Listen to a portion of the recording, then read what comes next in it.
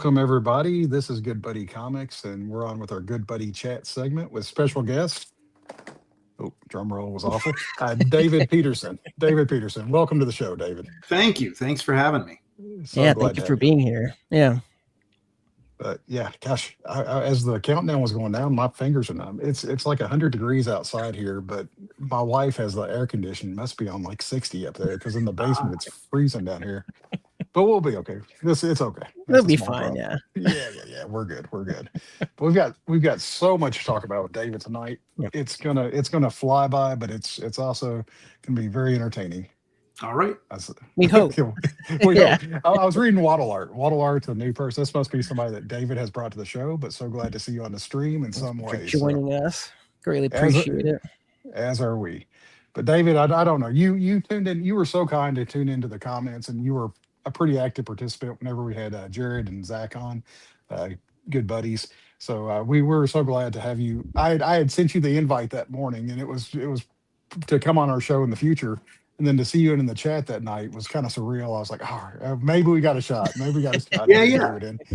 But you may not have seen this part, but before we start the show, we always open up the club and induct you into the Good Buddy Club. You are now officially Good Buddy certified. So welcome to the club, Dave. Thank you. I appreciate it. Yeah, you're welcome, and we're sorry. You like to as you like to say, Dustin. So I think we gave you the stickers too. That was like the good thing about Heroes, is like Heroes, future ones. So we were like, all right, cool, we can hand those out to people. So, and if those are in the trash, David, we can mail you some. Yeah, they got lost. Totally fine.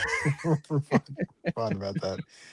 Waddle Art. So a big collector of David's comics and artworks, been on his Twitch streams for a very long time. So glad to see you here.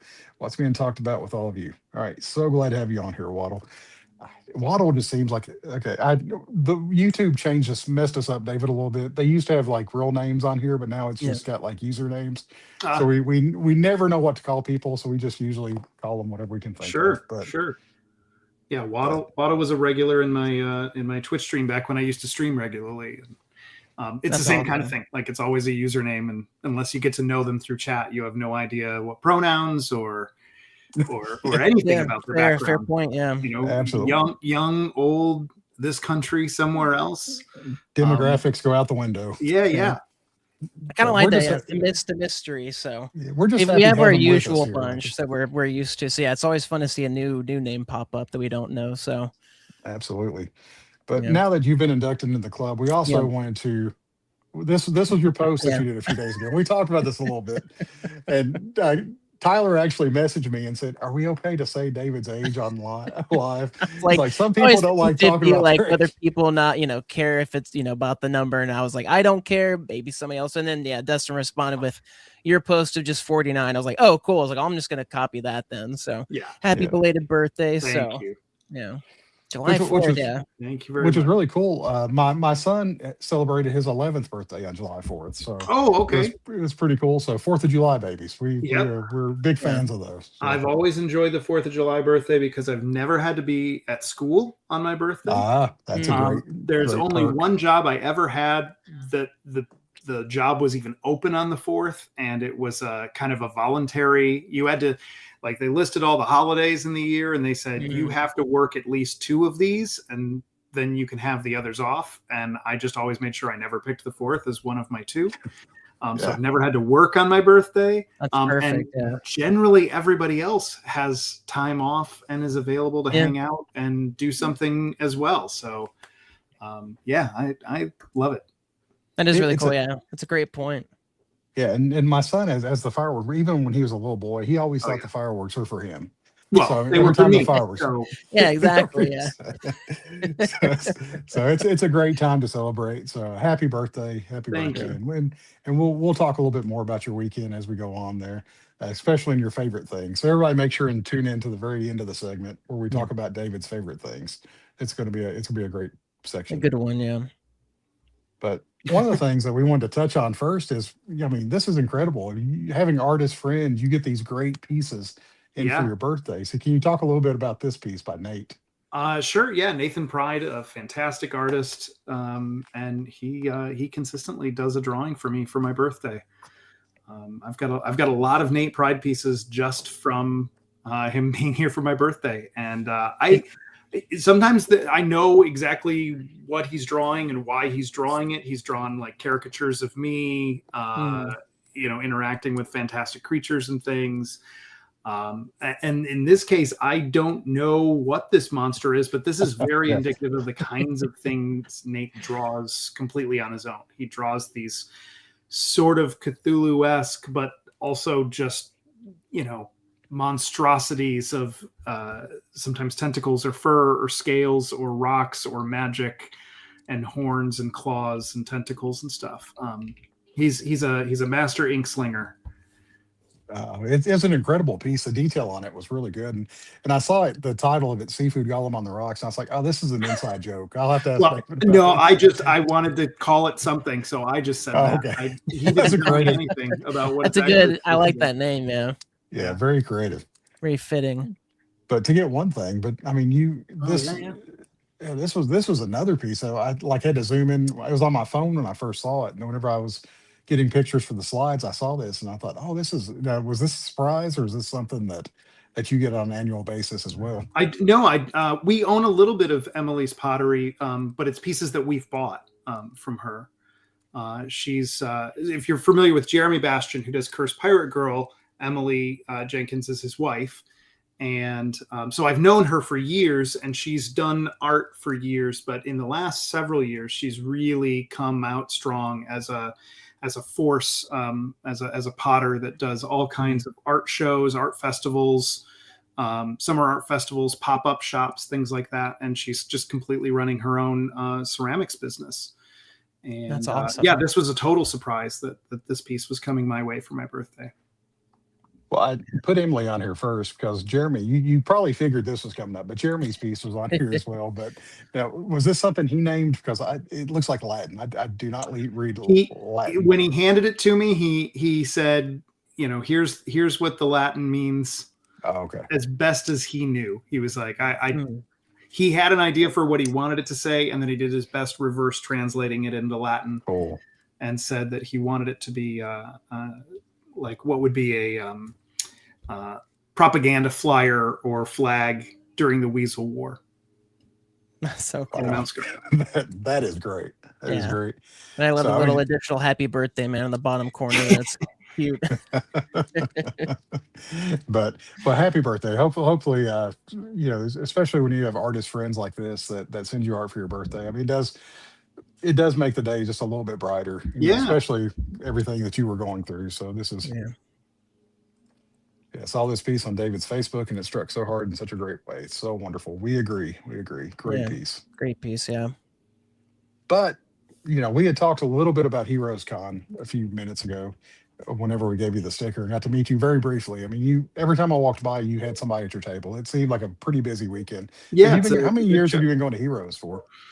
I'm bad about keeping track.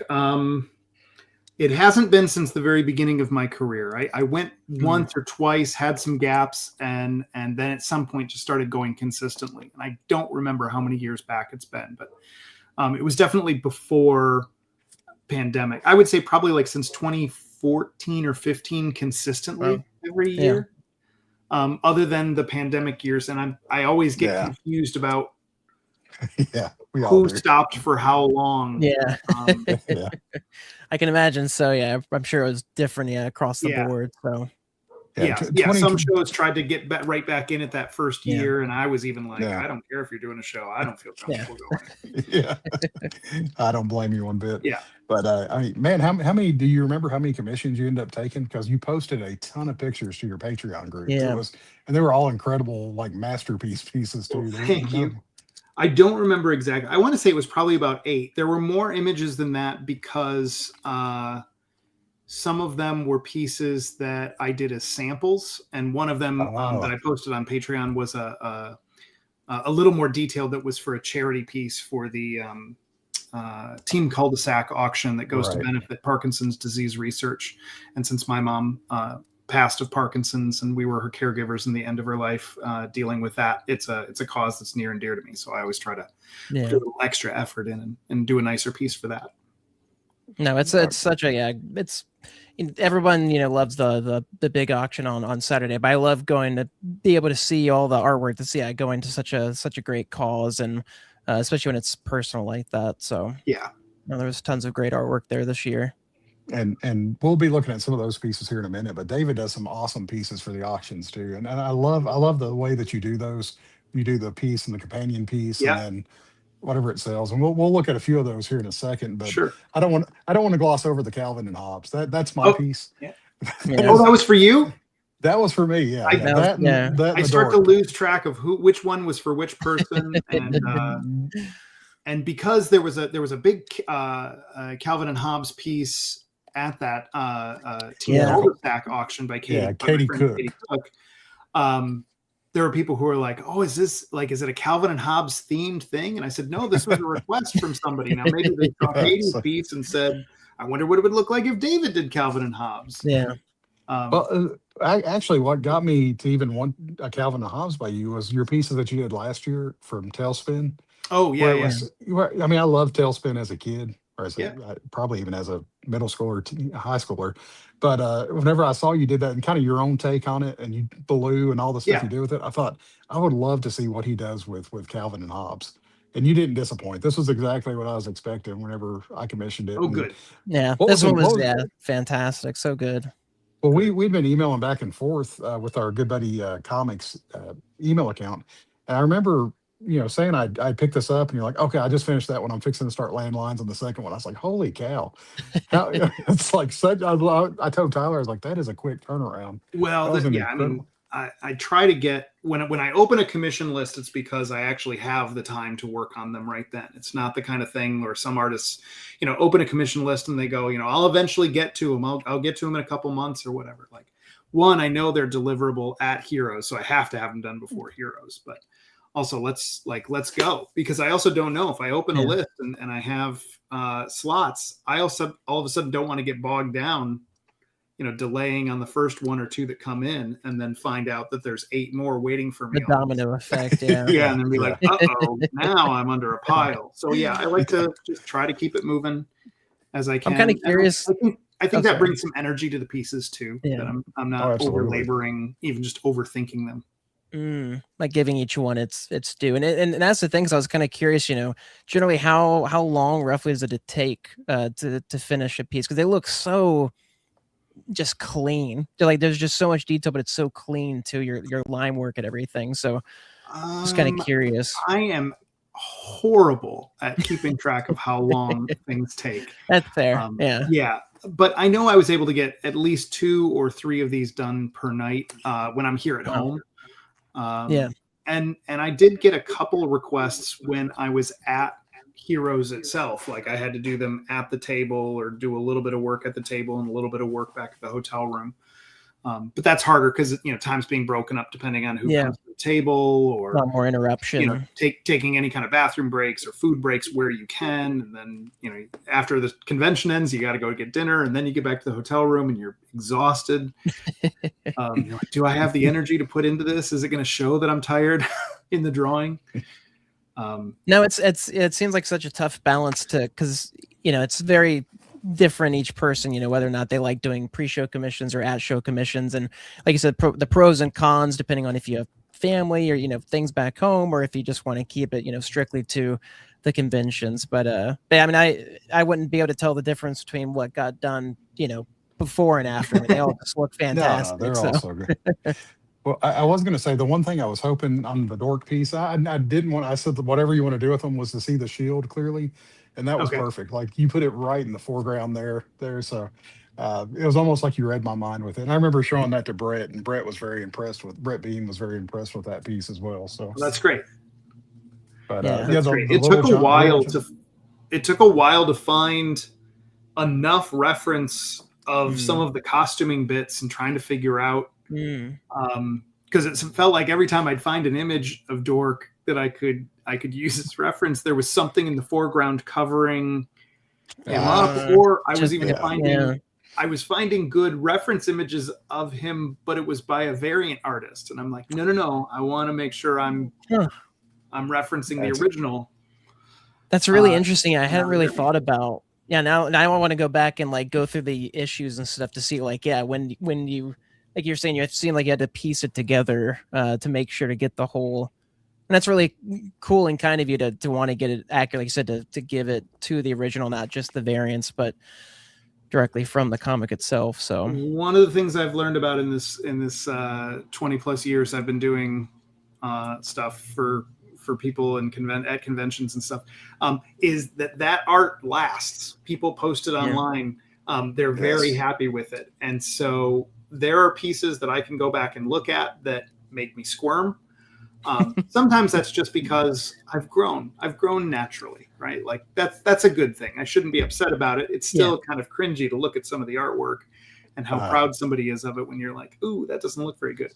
But there are also pieces where I can see like, oh, that's just not good. That was somebody asked if I could do something and I said, oh, I don't really have a moment to. And they're like, please, just something quick. And then I do something quick and then they post it with no reference to it being a quick sketch or anything. Yeah, no context or anything. Now everybody else thinks that's potentially my best work or whatever. And then, there's proportion issues or, line weight issues or just, it's not a good drawing. So I try when I do these to make sure that they are going to stand the test of time. They're going to make the customer happy, but also even in 5-10 years, the only thing I could maybe complain about is that I've grown since then, and that's all. I can't. Yeah, that's a good problem if that's the only one. Yeah. All right. No, I mean they're super consistent too. So. Yes, I love that Kinsey artwork. Kinsey's my 2 favorite characters in the book. Or Kinsey is my favorite character in the book. So. I think it's second favorite is what they're saying. Second, okay. Yeah, my second favorite. Yeah. All right, I misread that horribly. We'll need the first. We'll need your first favorite then. Yeah, that's exactly right. Well, I love too the environmental. Sorry, Dustin. The environmental. No. Again, I'm such a sucker for environments because I love character work, but I feel like just even a little bit of environment grounds them in the world that they're in, and so I love seeing that in your artwork. Sure. Whether it's also gold, it's not, so yeah. It's something that's in some ways easy for me. Like getting the character in a good pose. Can take some good work, making sure that they're visible. It's also not boring. Like, hey, it's the exact same pose I did for the last person's piece. But then after that, once I kind of rough in some like, oh, there's going to be rocks, or this is going to be brambles, or sticks, or little weedy leaves, or whatever. I can lay in some real basic shapes and not have to overdo the penciling. And then just inking all that stuff is kind of like going on autopilot. It's a little bit of a zen state to ink that stuff. So it's kind of a flex that it ends up looking like, look at this big finished piece, and happy that I was in some ways like on an autopilot. Yeah. I mean, that's awesome. I feel like that's like the perfect place to be. Cause I know, again, artists vary. Some artists like doing the background stuff. Some don't. So I imagine that makes it more enjoyable when it is easier to be able to add that stuff without it being too, added on extra work or too stressful in that sense of being able to just get in that zen mode. So I mean, when it's the organic like mouse guardy stuff, if someone was like, hey, make sure it's a cathedral or whatever, I'm like, all of these actually say limited background, like there's not really even supposed to be a background on a bunch of these, and I just decided to spruce them up a little as I went. Oh, no doubt. The smog over there, that was I hadn't. Whenever I saw that on the Patreon, I thought that looks like it's a page from an actual novel. Reading the book. Yeah, it would fit 100% right in The Hobbit. Yeah, that smog is actually much smaller than the rest of these, and was done in somebody's sketchbook. It's a good friend of mine, art collector, and I did it. He said, "Would you mind throwing something quick in there?" And he just expected like a little doodle, and I just kept going while we were talking. But it's definitely smaller and doesn't have like the level of fidelity and detail that the other pieces do. If you really looked close, I cleaned it up a little. In Photoshop. I took a photo with my phone and then cleaned it up a little in Photoshop. Well, you could have fooled us. So that I was gonna say, right here next to it, that's like, oh, it's the same deal, same thing. So I even sized it to be the same. So but that was.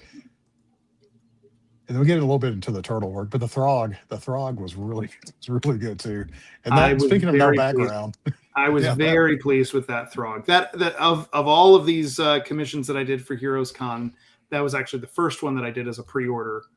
And it kind of set the bar high. I did it because I thought it would be easy. Like I've drawn Throg lots of times for people. And it, for whatever reason, was not easy. I was just really struggling with it. And by the time I kind of nailed the pose and the look of the frog face, I was like, okay, let's really get into this. And I felt like I did a really nice job on the inking and the get kind of capturing the lightning. In a black and white piece, that's hard. Yeah. No, I mean, I love it. The use of negative space and along with like the Kirby crackle kind of look, it adds to that staticky charge feeling of the lightning. So I love that. That's one of my favorite interpretations of like lightning on a white background rather than like filling it black and then, using that. So. But that set the bar. Now all the other pieces I had to do for the rest of the hero. Everybody goes, like, now I want that. Yeah. I gotta live up to how well I did the Throg. Oh, absolutely. And then the Raphael with the mousers. I mean, that's great too. This year. And Donatello is my favorite. Donatello has always been my favorite turtle. So I like the sketch cover there at the end. Yeah, the sketch. So the person reached out about the sketch cover. Would I do something on a sketch cover? And I'm like, it really depends. And this isn't just for turtle sketch covers. It's for anybody ever asking me to do something on a sketch cover. It's really going to depend on like I need to hold the comic because the cover quality, like what the cover stock is on so many of those sketch covers can vary wildly. Some of them are gloss, almost like a mirror, and it's almost like a dry erase board. Like you can't draw on it or ink on it. And then others, it'll accept the ink okay, but maybe it won't accept the pencil, or the paper so thin that if I pencil and erase, it's already like just leaving a dent from the pencil. Wow. The paper quality can vary all over the map on any variant cover from any publisher. Luckily, that Turtles cover was a good one, fine to work on. Yeah, that's got to be tough. Yeah, because I mean, I hadn't really truly thought about it, but I mean, it makes perfect sense because I mean, even just with regular comics, the quality varies greatly between publications and what they're using and stuff. So, yeah, you'd think like, oh, everybody just goes sketch cover, and it's like, well, right, what sketch cover? Like you said, being able to feel it makes perfect sense, and going, okay, I could work with this, or it's just not going to maybe work out. So, especially depending on like the level you're putting into this one, like if you're getting a pencil or something, then that's one thing, but this is a full fleshed out piece. So there was a Spider-Man blank cover. I remember because there was several artists that like did not want to do commissions on it because every time they would say, I've got this book, and they're like, we don't want to use that book just because, like you said, the paper did not take the ink. It did not. It was like you couldn't erase it. It was just horrible to use. So yeah, there's horror stories about bad sketch covers. All right, so the Heroes Con 2026 auction piece, and these are always stunners. So I mean, what we've seen here are commissions. What we're about to see here, so these are, I mean, fully painted pieces. Yeah. Oh, these are what these were pulled from the website. We actually have a. Yeah. This is the photos. This is final. Yeah. I just want this, but how do you come up with the ideas for these, David? Because I mean, these are always just really creative, incredible pieces that you do. I was doing. So way back, I would do a piece up on the art stage at Heroes. Heroes has a live art stage. The idea is there's audience chairs around. Artists are supposed to go up and do a piece. And I had done one up on the live art stage that was fine. And then the next year I went up and it was, I think, a bigger piece of board that I was working on. And I was working on it both vertically and laying it flat to work on it. And there becomes this thing with like what's called a parallax, where when you draw it, when it's laying out in front of you and then you tilt it back up, you find out that the whole drawing is stretched, and it was weirdly stretched. And I was under a time limit too, because I got to get back to my table. Anyways, I did a piece that was no good. It was a mouse guard piece. It was no good. And it sold for a lot of money at the auction. And I was horrified that someone had paid that much money for something that was no good. In fact, I even turned to Jeremy Bastian, my friend, and was like, yeah, that piece wasn't very good. And he just went, it was not your best work. He was on it. And it's true. Like he's absolutely right. It's not a good piece. And I went, I'm never doing that again, where someone's going to spend good money on a piece of mine that's not good. So I decided to start doing them here at home.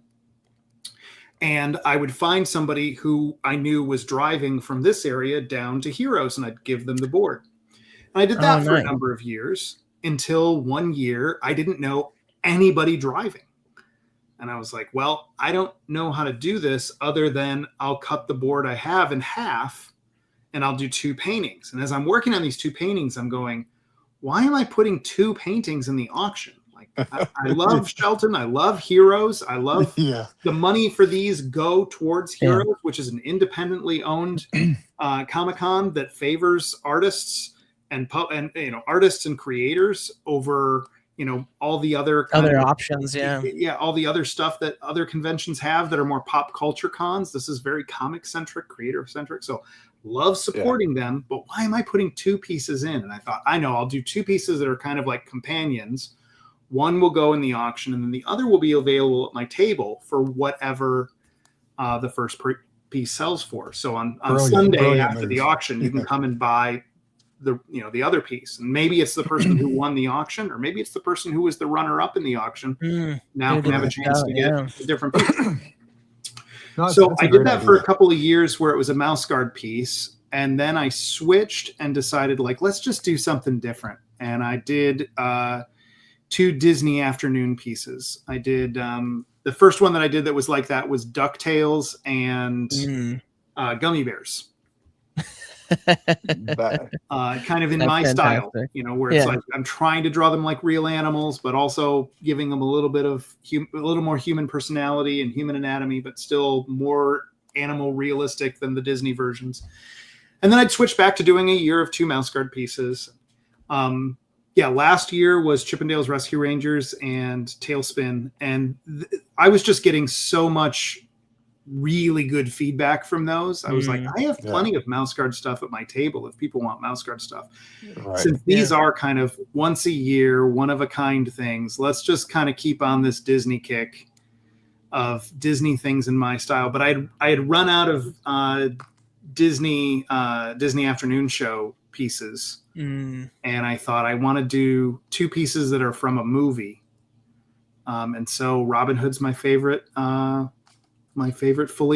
full length animated feature from Disney, and then trying to figure out what goes in. And I thought, should it be Robin Hood and Little John, or should it be Robin and Marion? And then I originally thought the other piece would be the rooster character, Alan Adale, the minstrel. Oh, that would be, When I was kind of torn between Robin and John and Robin and Marion, I was like, actually, I think those are the pieces. I think it's okay to have Robin in both of them. So, those are my roughs shown there. But did you do are these both traditional digital, like the coloring, or like to rough these up? Or these are pencil drawings where all parts of these are different sketches. Robin and Little John were drawn separately and then kind of put together in pencil, and then I would digitally block in colors just so I kind of know where my light values are or my dark values are. Or even like with the Robin and Little John piece, I have all these different greens, and I have to start planning out, what is the color of John's green as opposed to Robin's hat, which is a yellow but almost green, and then Robin's shirt, which is a yellower green, but also all the leaves around them, because you still need the characters to pop out. You can't have them disappear. I try to play as much with figuring out what the palette is supposed to look like digitally first, and then the same with the Robin and Marion piece. Although a lot of the color choices from that were based on the stills from the movie. Oh, I love that. I love the like warm and cool, juxtaposition between the two. And I'm with you. I absolutely love Robin Hood. Jungle Book's my personal favorite animated movie, but Robin Hood is right up there with it. And seeing these is just so cool. Like you said, your interpretation of these animated characters with the more realistic look, but somewhat human features. It's just your style fits so well with the Disney world. So I've been instructed that I can't do Jungle Book next year. Oh no! I can. I can. But the person who requested it, I feel like I should honor. The person who won the Baloo piece from Tailspin last year. Looks like enough. Look at that. Also won the Robin and Little John piece.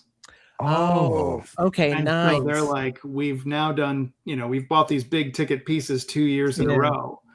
And I was like, well, here are the things that I was thinking about doing, what movie to tap for next year. And they're like, please don't do please don't do Jungle Book. I don't need a second Baloo. So Sheldon's calling you and said, you got to do Jungle Book. It'll be a third. Well, I don't know that I'll be able to get as much because their bank account won't have recovered. Okay. So we gotta give them some time so that they can get back up to the big, Oh, okay, so they're wanting Jungle Book. Gotcha.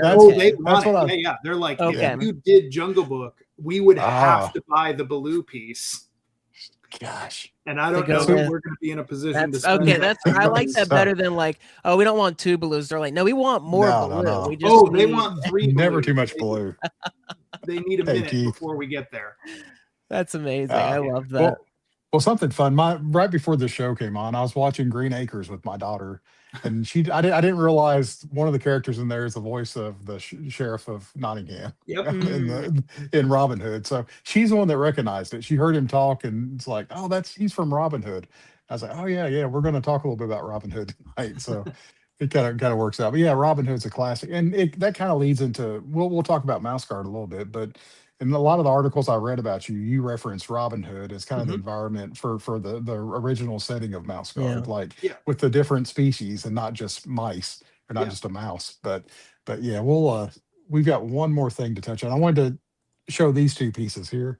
Yep, because these were from Mouse Guard years where I was switching between Disney and Mouse Guard stuff, and I did Kelena and Midnight, who have both wielded that axe, and I thought doing them as complete mirrors of each other would work really well if somebody bought both pieces, but also if you don't have the other piece, it still works fine.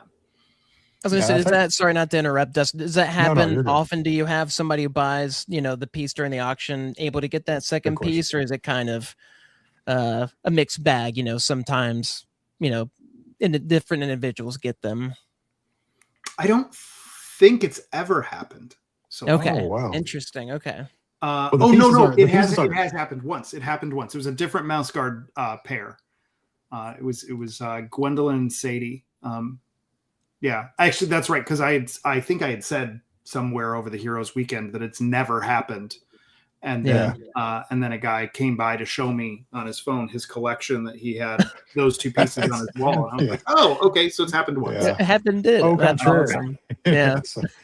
But these pieces, like you said, these pieces aren't cheap. I mean, and in the auction, whenever Heroes does the auction for these pieces, I mean, these are multiple thousands of dollars of pieces. And you said if anybody wants to see how much that piece cost, the Robin Hood piece, you posted on that to let everybody know what the price tag was for Sunday. Yeah. But I mean, these aren't cheap. So for someone to buy that and then turn around Sunday and pay another X amount of money for the second one, I mean, it's a lot of money. And these are not quick sketches. These are not commissions. These are like fully painted pieces. So right. And I've had people ask if I would do commissions of these or would I do them for other kinds of events or whatever. And I'm like, if I do, I'm going to start kind of cheapening people being able to get these heroes. Like the idea that people know the only way you're going to get one of these big painted pieces from me is at an auction, either for a charity or for something like Heroes Con.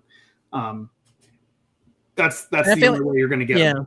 So I feel like that's honestly a great way to do it. So Bruce. And so that's the only, I mean, because I don't see a lot of these pieces pop up by you other than the Heroes auction. Like the people that get them or the people that hold on to them. I know that there's an art dealer who has the first time that I ever did the 2 pieces split. He has one of them. He has the one that went in the auction.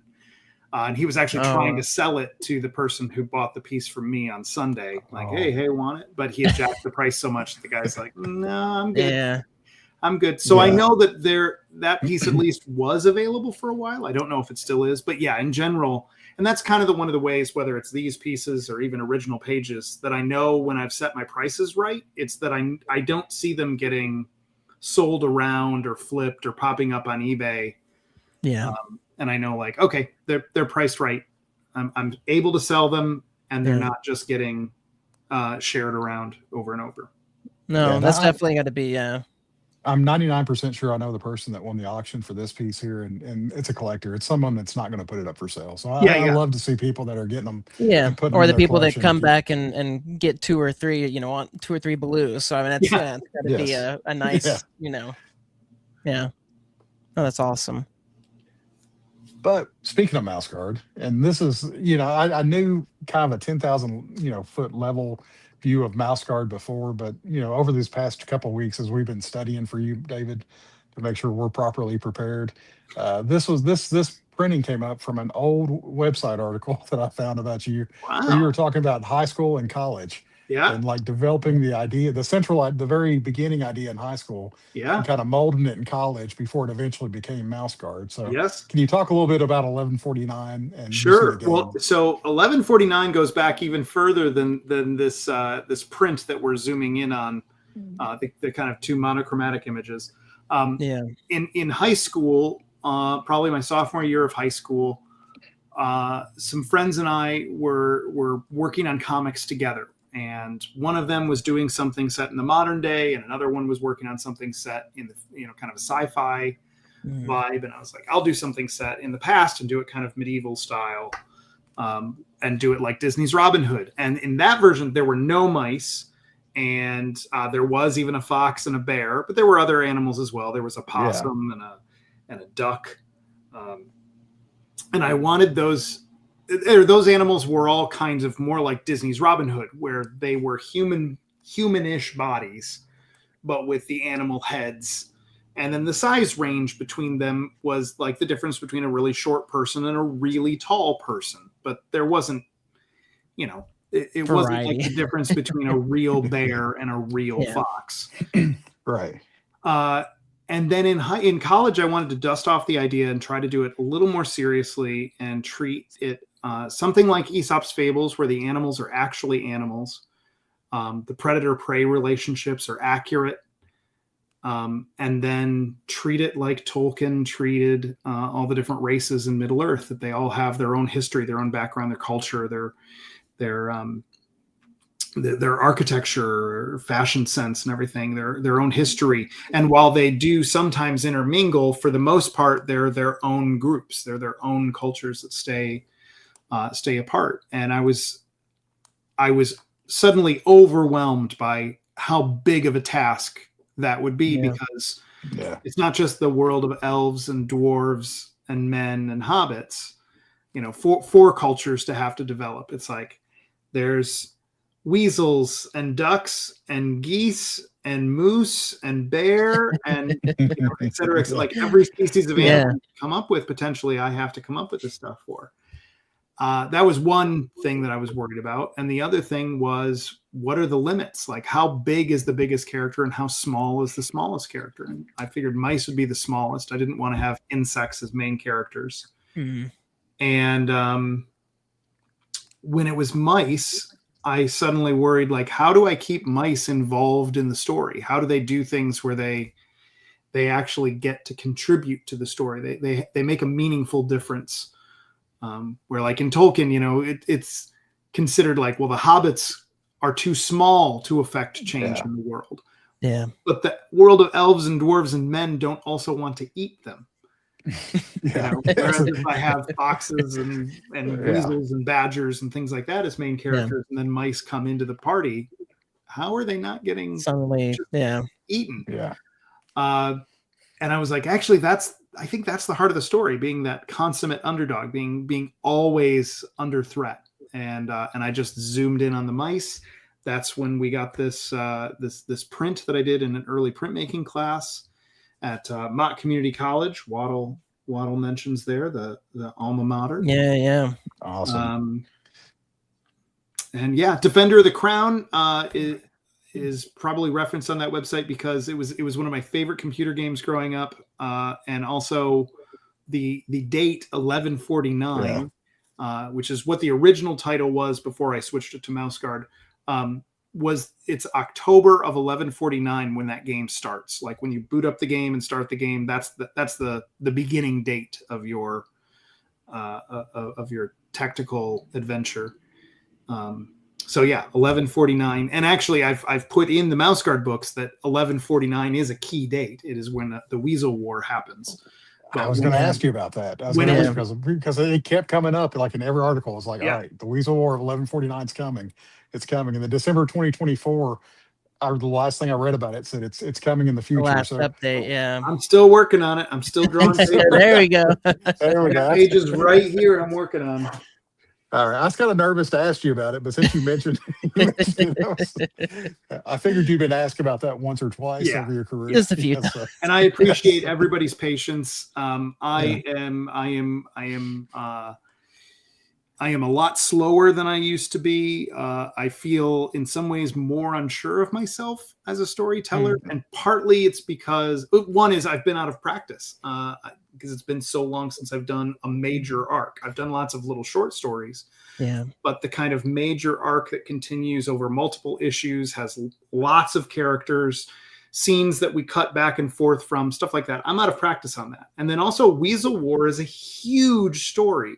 Comparatively to the other ones. When you think about the other ones, you've got this little party of 3 mice or 5 mice that we're really following, and a few side characters and stuff. But we don't go off and spend time with the villains or figure out what their motivations are, anything like that. For the most part, in those other books, and in this one, we have to introduce weasels. We have to introduce the weasel culture. We have to know who the players are, and it's not just the little trio of characters I've made popular in my other books. It's potentially every mouse in the Guard should have some kind of moment, some kind of at least a cameo, if not an actual scene. And how to balance all that, how to juggle all that. It's been a harder book to work on than anything I've ever worked on before. So it's going slow. How do you envision getting that one out, though? Is it going to be just one huge book, or are you going to do it serial, kind of like you did these I plan on it being issues. So at one point, I had told the publisher I wanted it to be 8 issues instead of 6 issues, because normally the Mouse Guard books, Fall, Winter, and Black Axe, are all 6-issue arcs of basically 24 pages. And I said, I want to make it 8. And they were like, okay. And then a couple of years, they came back to me and said, we're worried that when you're ready to go, if we do it as 8, we're actually going to want to do it as 4 and 4 and do like Weasel War Part 1 and Weasel War Part 2. And I was like, boy, I really don't like that plan. Because it means I have to put in some kind of an artificial cliffhanger in the middle. I have to kind of wrap things up so that volume 1 force yourself into it. Split it, like it feels fulfilling. It doesn't feel like I just stopped, but it also still has more room. So it's like this weird artificial pause that I have to put in, and I don't love that. And then I came back to them and said, what if I did it as 6 issues, but each issue was 36 pages? Oh gosh. And they said, okay. And it turns out that's the exact same page count for the total story. Wow. So I still got it's 6 issues long. Or it's the same total pages. It's going to be much longer than the other Mouse Guard books. But the plan is still 6 individual issues and then one hardcover.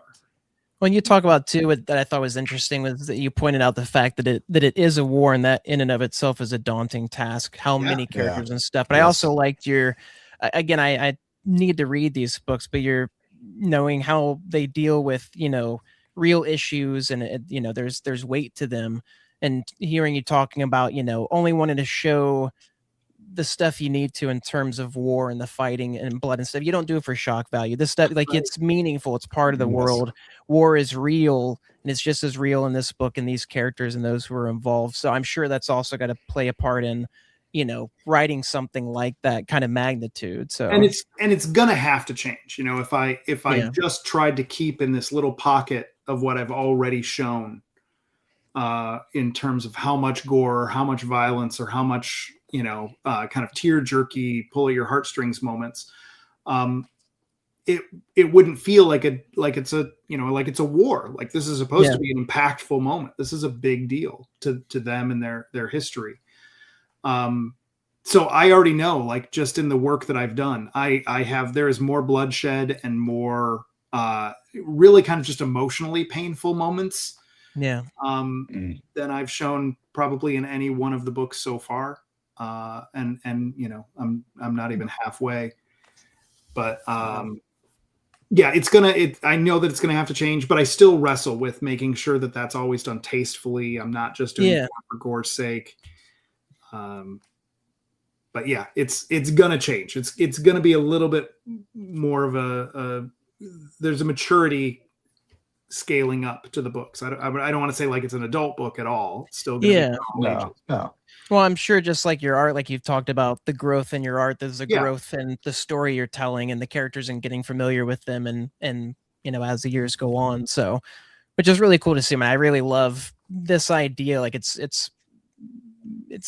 like you said, it's very Tolkien-esque in the sense that there's history and there's, you know, deep lore and character, you know, development and stuff that you'll find throughout these books, and then being able to go back to a pivotal moment such as the war itself. So, and there's also always a struggle with doing a prequel.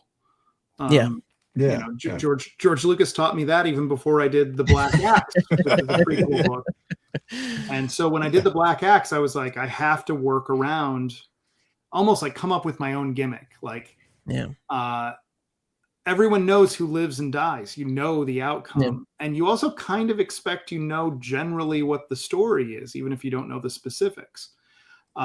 I have to do that, but subvert some of the expectations. And my way with the Black Axe, and I won't spoil it for people who haven't read the Black Axe, was I wanted the Black Axe, the reveals, the surprises in the Black Axe book to be things that then when you go back and read Fall and Winter, it changes your perspective on them. That's interesting. That's really cool. You kind of, you knew what happened sort of, but now you read the later stuff differently. Well, Weasel War is even more of that. Like, and especially with it being a war book, one of the things that feels more pivotal is who lives, who dies. And we already know, you know, if there's a character that shows up that you haven't seen in regular Mouse Guard, probably guess what's going to happen, right? But it's a struggle, and some of it I have to just go, oh well, like it happens in movies, right? You can tell sometimes you can see a character on the screen and you're like, that guy's going to die. It doesn't have to be a surprise, but no, it's an interesting thing because I thought about it. There was a movie I watched where I was caught off guard by, you know, it was a whodunit, and it actually caught me by surprise, and I was like, oh, it seems fairly obvious looking back, but I feel like that's a thing where it's done successfully versus maybe not is losing yourself in the characters. Like you're so involved with the characters that you don't catch that. If you're not as interested in the characters of the story, then I feel like it's either you're more outside looking and going, okay, I can see the bigger picture. But even if you can see that, if you're so involved with the characters, then it doesn't impact that as much. It's still like, oh, that was still meaningful, even if I maybe, you know, saw it coming. So I mean, some of it is going to be, you know, quote unquote fan service, right? Like, I remember people getting upset about the Solo movie. It was kind of like a checklist, and it's like, but how angry would you have been if they had done a Solo movie and we hadn't seen Lando lose the ship to Han? How angry would you have been if we hadn't seen Han save Chewie for the life debt kind of a thing? Like, there are moments that were in a checkbox, but you have to see, and there will be some of those in Mouse Guard, in Weasel War. Like, there are things that I have referenced either in the RPG or just in interviews. You know, this happens then. Well, you're going to get to actually see it. I'm going to draw it. There's going to be scenes. You're going to get to be excited and cheer along, or boo or whatever. But I mean, in terms of feeling whatever the emotion of the scene is. But but those are just fulfillments of here it finally is. You get to witness it. Hopefully there's enough other stuff that carries the real weight of the story that you won't be disappointed and feel like it's just a checklist. Yeah, and I think that's a great way of putting it. Yeah, you've got enough equity in your writing now. I mean, just looking at these Mouse Guard, I mean, a 3-time Eisner winner, is that correct? I counted them. I tried to look up. Yes, 3-time Eisner winner, especially for right out of the bat. hitting an Eisner for these 2 pieces here. Yeah. I mean, how daunting of a task was that? I mean, you hear about sophomore, jinx, but whenever you're writing the next books, do you think I have to kind of live up to that? Yeah. Yeah. I mean, I don't know that I didn't think about Eisners until I started losing them. Yeah, that's the other side of it. Yeah, or just not getting nominated or something like that, and then you start to do the head game thing and it's a dangerous place to be. Like, you need to be doing the work because you like the work, right? And you're proud of it, and the awards, the accolades are icing on the cake. It's nice if you can get them, but they shouldn't be the make or break. But it's still hard just as a human to then be like, oh, other people dismiss them. Yeah, other people didn't like that, or other people like something else better, or have I lost my touch? No, I think you can look at your fan base and see, because me and Tyler, right before Dustin, I was just going to bring that up, Dustin. We were talking about. I mean, you've built this Mouse Guard fan base, but I mean, they're a very devoted fan base. So we were kind of comparing it to Stan Sakai's Usagi, like the people that follow us. Like, David's right up there with Mouse Guard, because I mean, the artist. One of our buddies, Jamie Jones, was on here last year, and one of the props for their Arctober IC3 list was Mouse Guard. Because they were picking kind of. It was Pulptober and then IC3, so they did pulpy like characters, and then kind of more modern day, Invincible, stuff like that might be more recognizable. So Mouse Guard, was one of them. Yeah, they took 31 titles that can be considered modern classics. Oh, that's Mouse Guard was one of those. So I appreciate being included there. It's nice to get the Eisners. I mean, I'm not going to say people don't want Eisners, but to have the fan base that you've built that follow you through your projects. I mean, we see people on here right now that are like clamoring to read the next edition of Mouse Guard. So, I mean, you've built. I mean, that's got to be more fulfilling than probably getting the awards. I would hope so. Yeah. I mean, the fact that I can make a living when I haven't put out a new full volume in a long time is huge. Yeah. I was going to say, Waddle had a question. There'll be a black and white only limited edition in cloth similar to Black Axe. That's as long as the publisher still wants to go along with that. I want to. That sounds like a good answer. Yeah. I mean, those black and white volumes were always a struggle. They're big. They're expensive to publish. Because they're limited to 1,000 copies. When there were damages in shipping, it meant that we don't have more that we can just replace it with or go back and do another printing of them. Like, that is now profit loss. And when you're talking about an expensive book, the profit margins are a lot narrower for the publisher to go like, why are we shipping? Why are we printing this huge book and shipping this huge book and dealing with damages and etc. And then we had all kinds of other nonsense with who's going to number them over the years. And it all depended on who was running the company at the time. There was one guy who was like, that's it. We're not going to have the printer number them. We're going to have them shipped to the warehouse and then our employees will number them. Except nobody opened every box and numbered them. They just would open a box and start numbering from where they left off. But nobody would keep track of where they left off, or I'd be shipped a box for a convention and be told these are already numbered, and I'd open it and sure as shooting they weren't. And I'd go, what do? I got to sell these at a convention, but I can't sell them unnumbered. Where do I start numbering? And the answer I'd get back from the publisher would be like, start at 700. I know we haven't gotten there. And I'm like, there's got to be like a weird overlap where we're getting into trouble here. And so for the third one, I convinced them when it's off to the printer, have the printer send me the page that needs the numbering, and I'll also sign it. So I'll number them all by hand, and I'll sign them all by hand. Wow. And then that way, I'll ship the pages back, and they all get bound with the book, and every book is signed and numbered without anybody having to carry it to me. Yeah, that's awesome. Help justify that price, that higher price. So we got it right, I think, the third time. I think that's the best way. It's like because it's either that or like the book plate or like a sticky. They just have like a sticker, in the book. Yeah. But I like where it's actually bound in. So. Yeah, Waddle. It's Winter actually. That's the one that I'm positive that there are overlaps in numbers. That there are going to be two people who have 704 or something like that. That's so interesting. I mean, I know that there's obviously again it's very dependent person to person. If that factors in, me, I'd be like, oh, that's cool. Somebody else has the same number, but totally understandable. Before we jump on to the next subject, I had to show. I forgot until just a few minutes ago. This piece here. Oh yeah. I picked up this piece from David's website. So David's got all kinds of great mouse guard art on his website. That's awesome. Yeah. And we'll hit it up in the plug here later. But this was I think this was cheap. This may have been my first mouse guard piece. That was for the lanyard that we had for a while. We had a wide ribbon lanyard that had the cast of characters on each side of the lanyard. Unfortunately, now with tariffs and everything, it's become impossible for us to get those manufactured affordably anymore. But completely understandable. It was fun while it lasted. And cool that you got to pick up the original art.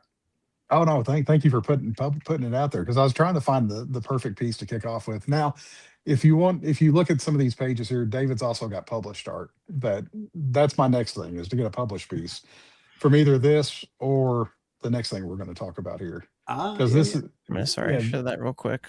You got it? Yeah, The Wind in the Willow. This was, I believe it said over 60 illustrations that you did for this book. I think it's over 70. Yeah, I think it's over 70. Oh, yeah. Wow. So yeah, this is and this piece of art sold. This is on David's site still for looking, but it is sold out. So this is the cover. So how did this come about? Because this has got to be like right up your wheelhouse to do this. Wind in the Willows was a bucket list project for me. It was one of my favorite books as a kid. Also, kind of as an adult, like in college, I kind of rediscovered it and read it from almost like. The same mind that was listening to NPR and watching PBS,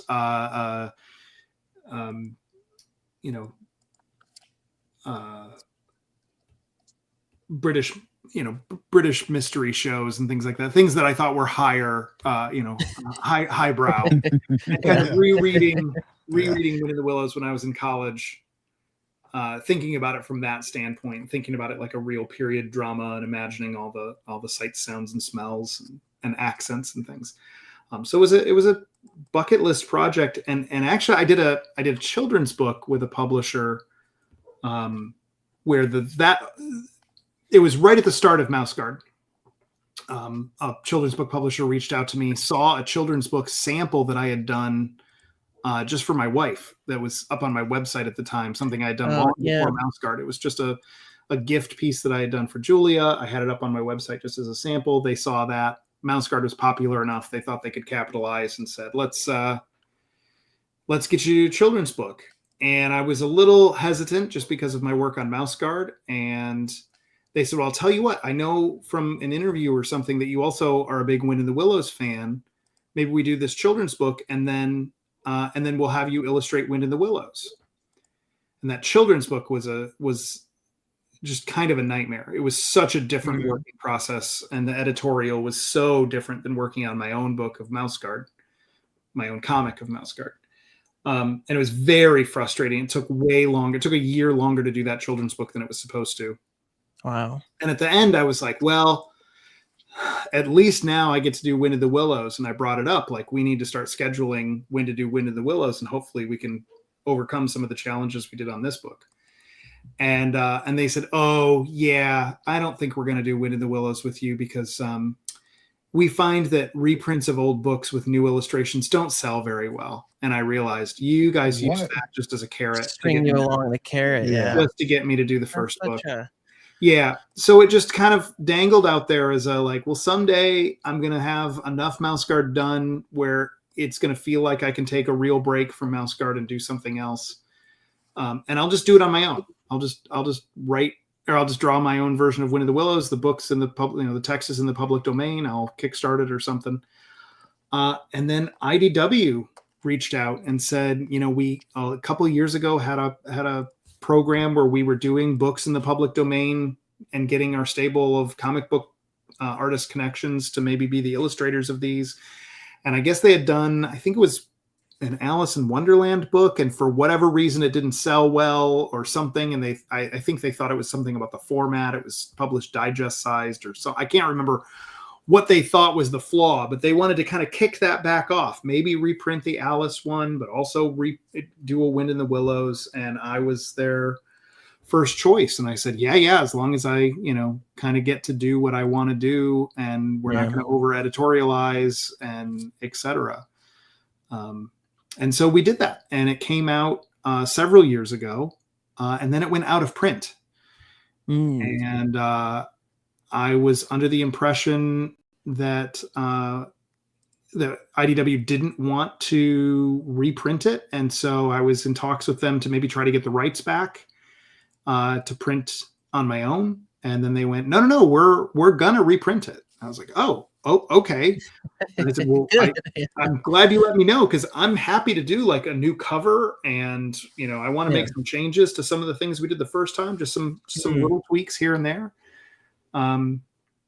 So yeah, we got to do a little bit of an edit for this this most recent version that's back in print. It is a soft cover.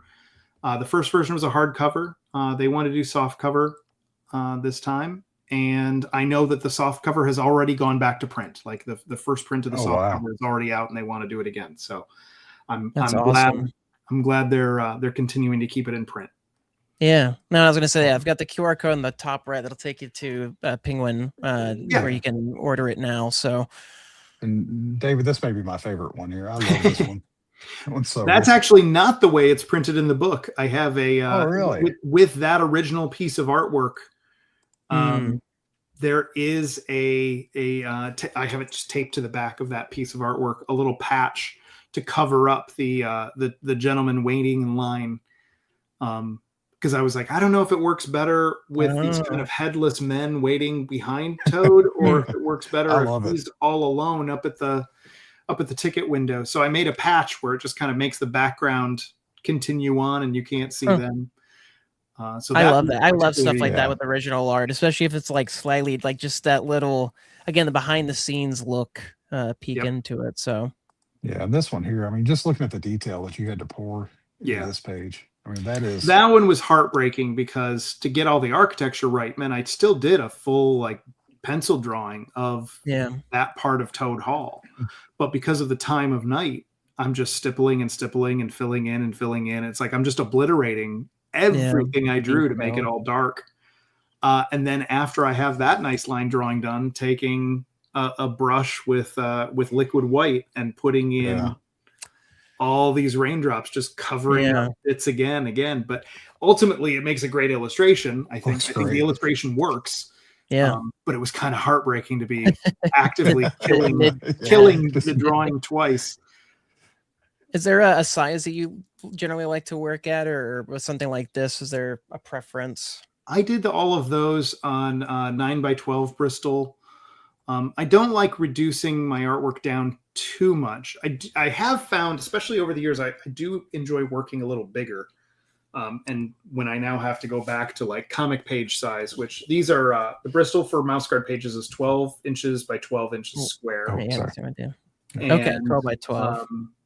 Then when you do a panel like here, it's not terrible, but then you start having to draw multiple mice or multiple things, and it starts to feel a little tight and cramped. But because that gets reduced down to 8 by 8 for the final printing, if I drew it any larger, once it got shrunk down, you would lose all the details. It would all get kind of mushed and squished together in a bad way. So I like working a little bit bigger, but knowing that it can't reduce too much. Yeah, just enough to. No, it's a smart, and it makes sense. It's and I know like there's some, especially foreign artists, who like working just at the exact size. Yeah. So it's interesting. Yeah, that difference. We like working larger and scaling down, but to find that balance makes sense. Jeremy Bastian works at 100%. He works at the exact same sizes that it's going to be printed, and that's because he really can't afford anything to get compressed. In fact, when his books are published in France, they make them bigger. They enlarge them. Oh, interesting. Yeah, and his line work still, because he's still Jeremy holds Bastian. up, It all holds up. I was gonna say, I'm sure that is a big part of what plays into it is the style and your line work and how it how it is. So Yeah. Now, David, one thing we didn't ask, and we usually ask, if you have any art that you want to show off to the screen, you're more than welcome to at any time. I know you pulled that yeah, piece up or to show a able to. page. Yeah, I know you said you Yeah, I had mean, some working stuff, but I don't want to show too much Weasel War stuff. I mean, I can show you just. I can no, do if more you like had any mouse guard or I can just go, and these are just pages. These pages aren't even in sequence. But yeah, I've got a whole string of pages here with lots of mice, lots of weasels, lots of art. And I love even just like the quick glances are just so good. Yeah. Wow. But yeah, man, so detailed. So detailed. Some. I mean, this is for the issue that I'm working on now. Holy cow, David. It's always so interesting to me. Yeah, people who can fit so much detail.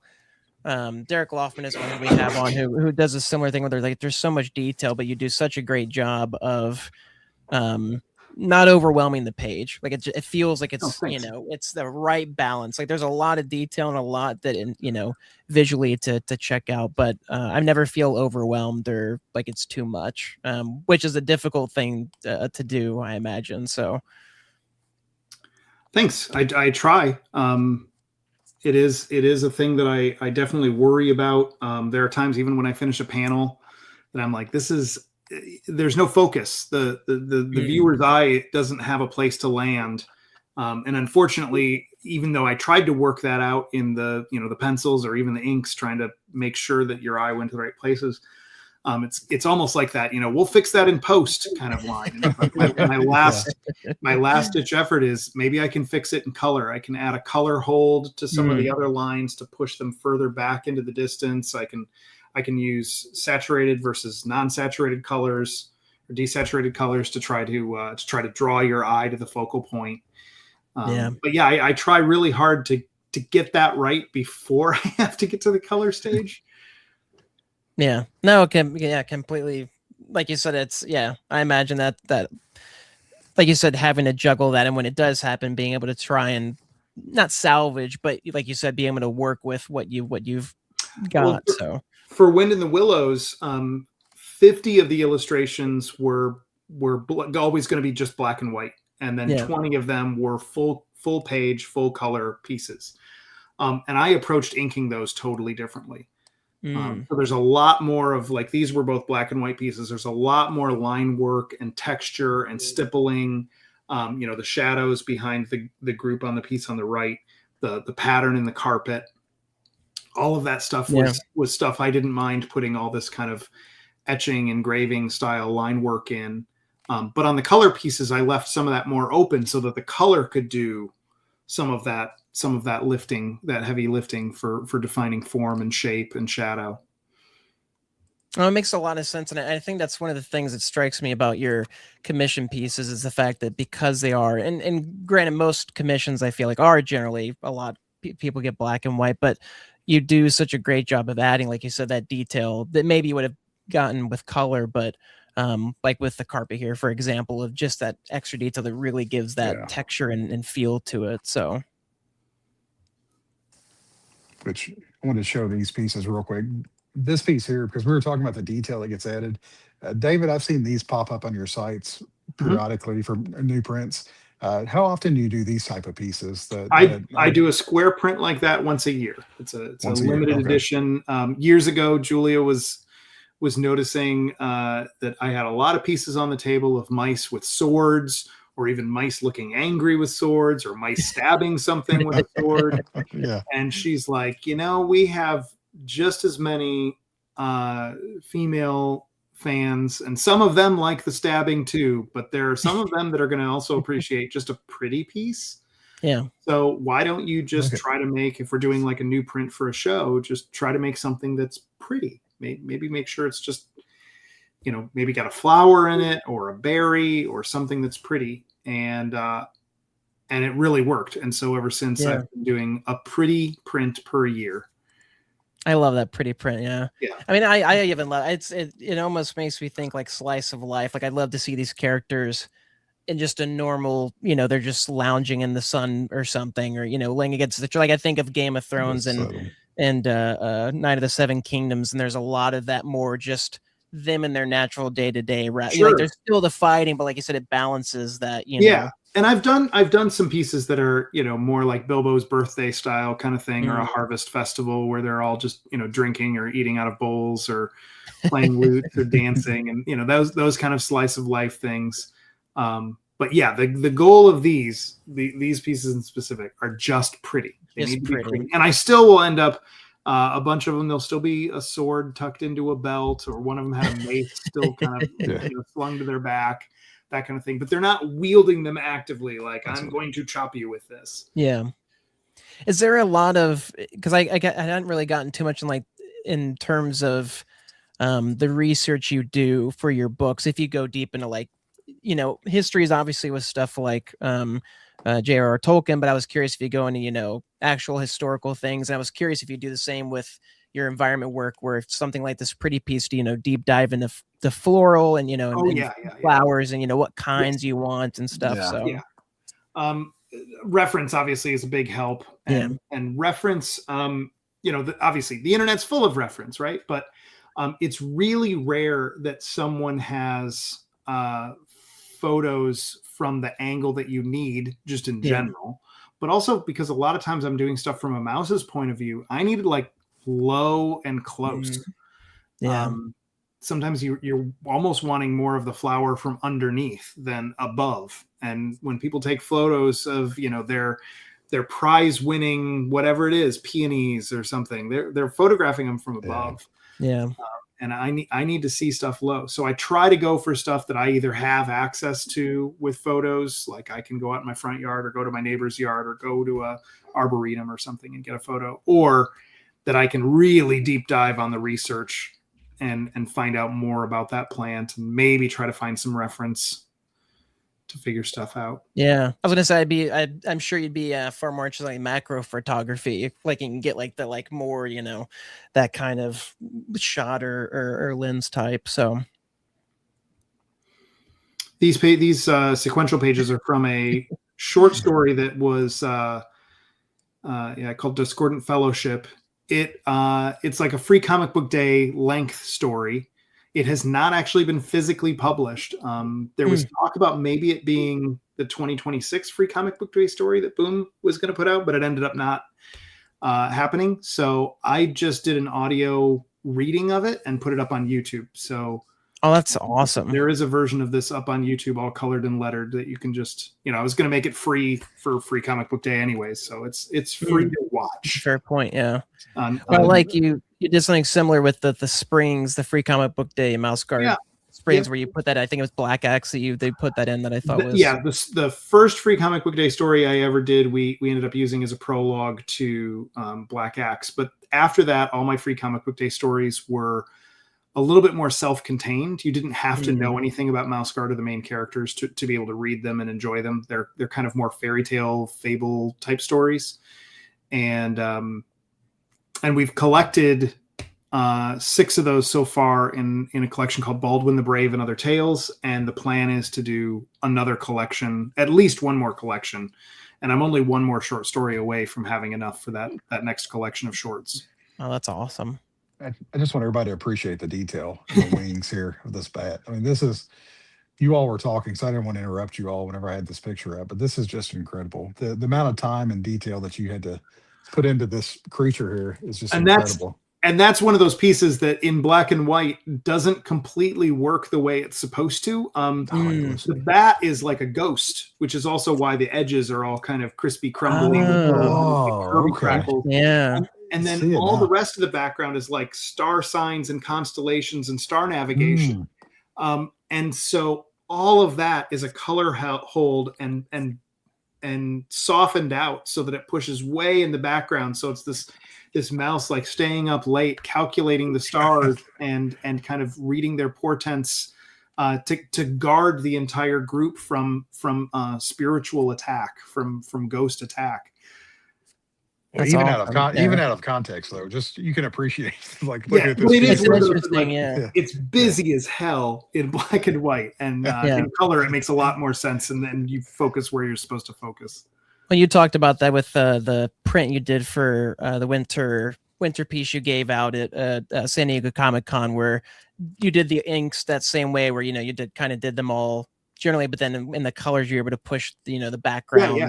So that's an interesting way, rather than reducing the inks and taking away from that. I like that you do that. You still ink it, and then like you said, kind of in post or after the fact, you can go back in with color and affect it the way you want to. Okay. I noticed in the chat somebody mentioned being abroad, and I also just want to apologize to anybody out there who's been to my online store or is getting tempted by things now. We used to ship internationally, and a lot of things in the world have changed that have made that virtually impossible for a small business like ours. It is Julia and I doing everything, and when I say Julia and I, it's Julia. I help every now and then when I can to load some boxes and carry some boxes around, but she's the one doing all the packing and shipping, filling out all the kind of forms and making the packing labels, the shipping labels, handwriting all the notes that go in every order, etc. And we started noticing not just an increase in pricing for shipping overseas, where we'd have people say, I want to buy from you, but it's too expensive to have it shipped over here. But we were starting to get all kinds of weird notifications from the shipping companies saying, like, you're going to need to fill out these other forms, or you might be violating international trade law. And as things have changed in the world, that's become more and more obvious that that's a whole kinds of thing to jump through, and the rules are changing all the time about who's going to pay what duties and fees. How can I tell you what to expect with duties and fees? And we had to put a stop to it. I know that sometimes people will say, but I buy from this other person and they just list it as a gift, or it's a friends and family kind of a thing. And we're a business with everything above board, and we just can't be susceptible to lying on international customs forms and saying that you're a friend and that this is a gift with $0 value, because it is going through our business name. It's not just a personal thing. It's not like I'm selling one or two pieces. We're running a full business through a store. So the way that we're finding other people are getting around it is that there are companies that basically deal in all that stuff that I'm saying is too complicated and over our heads. They're experts in it. They are shipping, forwarding, or mail forwarding, or shipping forwarding services. You can contract any number of them. Some of them will just have a regular schedule that when things arrive, they wait a month and then ship all the things. So that if you were buying a few things from Amazon and a few things from this person and a few things from me, you have it shipped to a U.S. address, which is the shipping forwarding company. They put it all in the box and they ship it to you overseas. It's obviously not cheap, but it also wouldn't be cheap even if I could ship it to you. Yeah, importing. I apologize. Stuff, I wish we could just go about shipping things the way we were. And if you can afford to pay the international shipping, then you can afford it. And if not, it's that straightforward. And it's just, that's not the world we live in anymore. No, I've heard of people having to put stuff on eBay as well and use their global shipping program and mark the stuff up to cover the fees, because you got to find workarounds. Well, like you said, it makes complete sense, because it's like you said, it's you and your wife, it's you and your partner, and then there's other artists we talked to, Derek Loftman, who we love. They do the same thing in Canada.